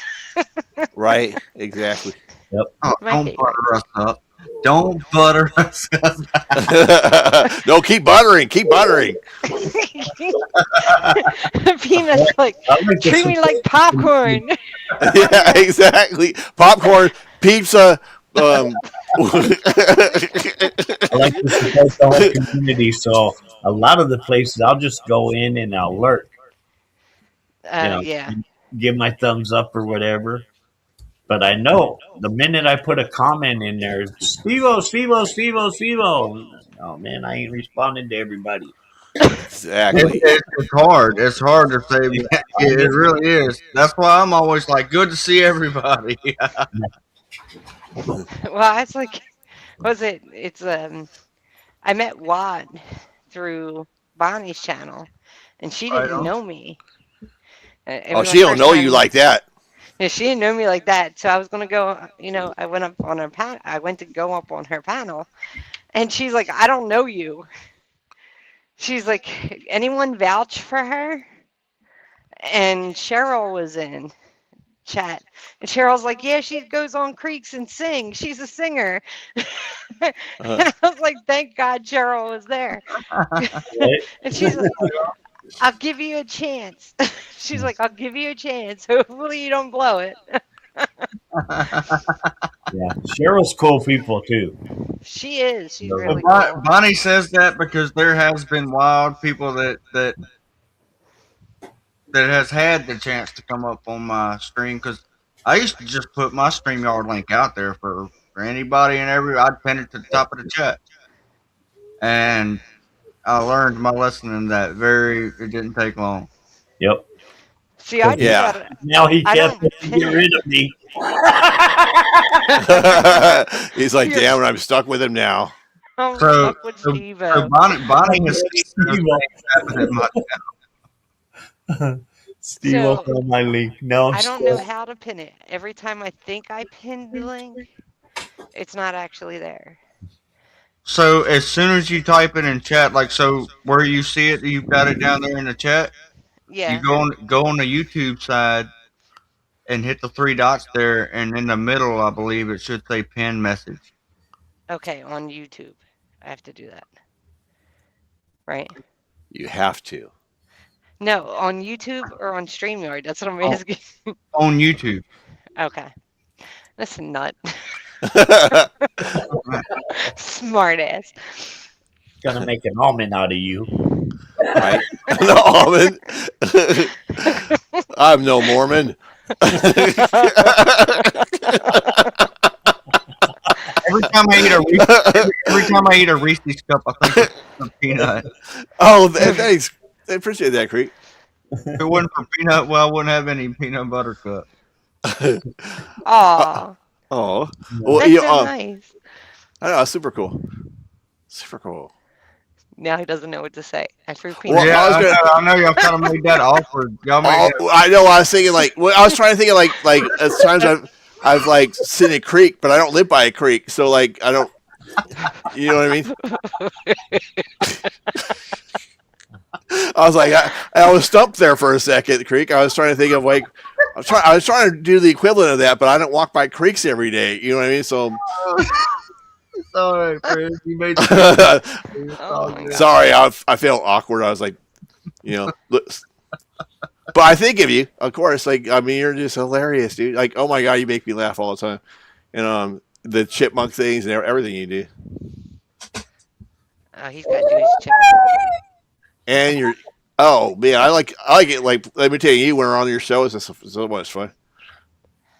Unlike this place, God, what a dump! Really not. I was kidding.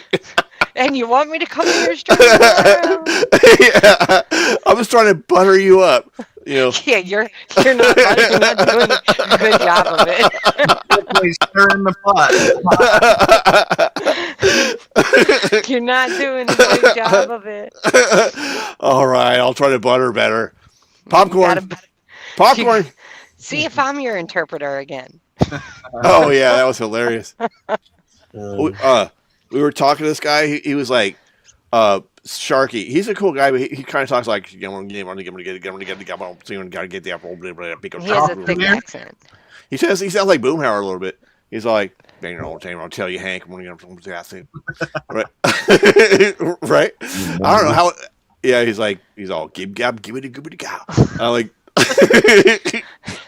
How do you Peanut explain was how? lost. Yeah, He was lost. I don't know how to explain it, but he kind of mumbles or something, and so so I was like, I need an interpreter. He will speak to me in the Queen's English, and so and then that's when Golden Sai helped me. Like he'd say something, he's like, what he's saying is that he wants a Pepsi or whatever he's talking about. He was actually giving a very good life lesson. It was about him and a friend when they were little, and they found a Bible, and they were going to sell it for $5 and run away. But when he was supposed to meet up with his friend didn't show up. About expectations of people, right? Too high of an expectation type thing. And he was trying to say that and convey that to you, and he just wasn't getting through. It was like peanut shell would not crack. It would not. Peanut was off the peanut land, doing his little dance with the monocle. Happy little peanut. And Sharky was getting frustrated because you weren't understanding what he was saying. He's like trying to convey a serious story. Come on, dude. It's so elementary. Why can't you understand? So I'm sitting there and I'm like, I'll interpret because I know it was important for you and one to say to you. So I was like, I'll interpret it. I was like, what he's really trying to say is. It was just hilarious. Poor Sharky. And then Peanut used to go and play the guitar, which why don't you play the guitar anymore? Oh, I'm calling you out. Yeah, it's because I'm so busy all the time. Like because for example, like the like from working full time, and then when I have time to work on a video, it takes me like hours and hours and hours to put it. Even right now, while we're talking, I'm busy making a video at the same time. For I'm making put you guys' faces into the what's it called? Hollywood Squares. Hollywood Squares. Yeah. So like for example, if I write a script, that takes a few hours, and then if I do on top of that, I come up with the game or whatever, that takes hours to set everything up. And then I could not believe how quick you had put my surf shop together, dude. I mean, thanks, man. I need to send you that. Yeah. When you say I'm going to send you the surf shop sign, Steve. I'm talking about the whole shop itself. I mean, that was cool. Oh yeah, I didn't build that. That was actually just there on the beach. So I was like, Driftwood surf shop, man. What else can I ask for? I mean, right? Exactly. And it's only $1 million. It's a steal. Yeah, I mean beachfront property. Come on. Yeah, exactly. But that's what it is, though. So like, if I make one of those videos, it take like when you watch it, it's probably like 3 hours, or not 3 hours, 30 minutes long or something, or 45 minutes long, something around there. That actually takes like about 20 hours, maybe to 40 hours, like whole work week just to do the video, right? Let alone working and everything else. And then, but that's why. So if I play music, so the way I'm going to do it now is I'm going to start singing karaoke songs with the thing, and then record it. That way I could play that later. So that way, because that I have time to do. It only takes a few minutes to sing for a song, versus like when I worked on the Reigns. I might sound like I'm bragging. I'm sorry. I don't want to take up everyone's time. Finish your sentence. Carry on. So, all right. So like, so if I ain't got nothing but time. Yeah. So for that, it took like about a month to put it all together, because it's got the string sections, got the violins, got the multiple guitar parts and the vocals, and then after I had all that mixed down, then to make the video portion of it, that took a long time too to make sure everything matched up and everything. And so all that stuff takes time. So I have a choice. Either I could make a decent live stream and do that, which takes, or I could do the music, but I can't do both because with the work, with that 40 hours gone every week, there's no way I could do both. And if I concentrate on the music, then that means I can't do everything I do for the live stream. And if I cut out too many times, then people won't watch. And I'll lose viewers that way. And so I have no choice. I've got to march on with doing the live streams. And so that's why I don't do it more. Okay. We got to have you and Creek play together sometime because you can really I play do that. the guitar really good. Oh, thanks. Appreciate that. Yeah, that'd be cool, dude. Oh, yeah, we should do that. We should collaborate sometime, Creek. I'm down, bro. I'm totally Definitely.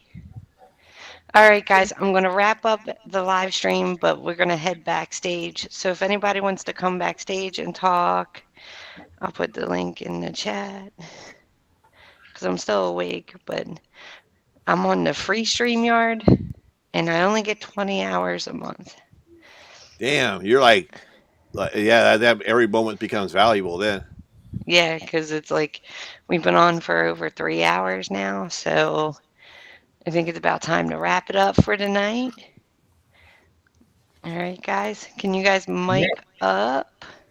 Well, thank you, everybody out there in the chat for coming up. Later, guys. All right.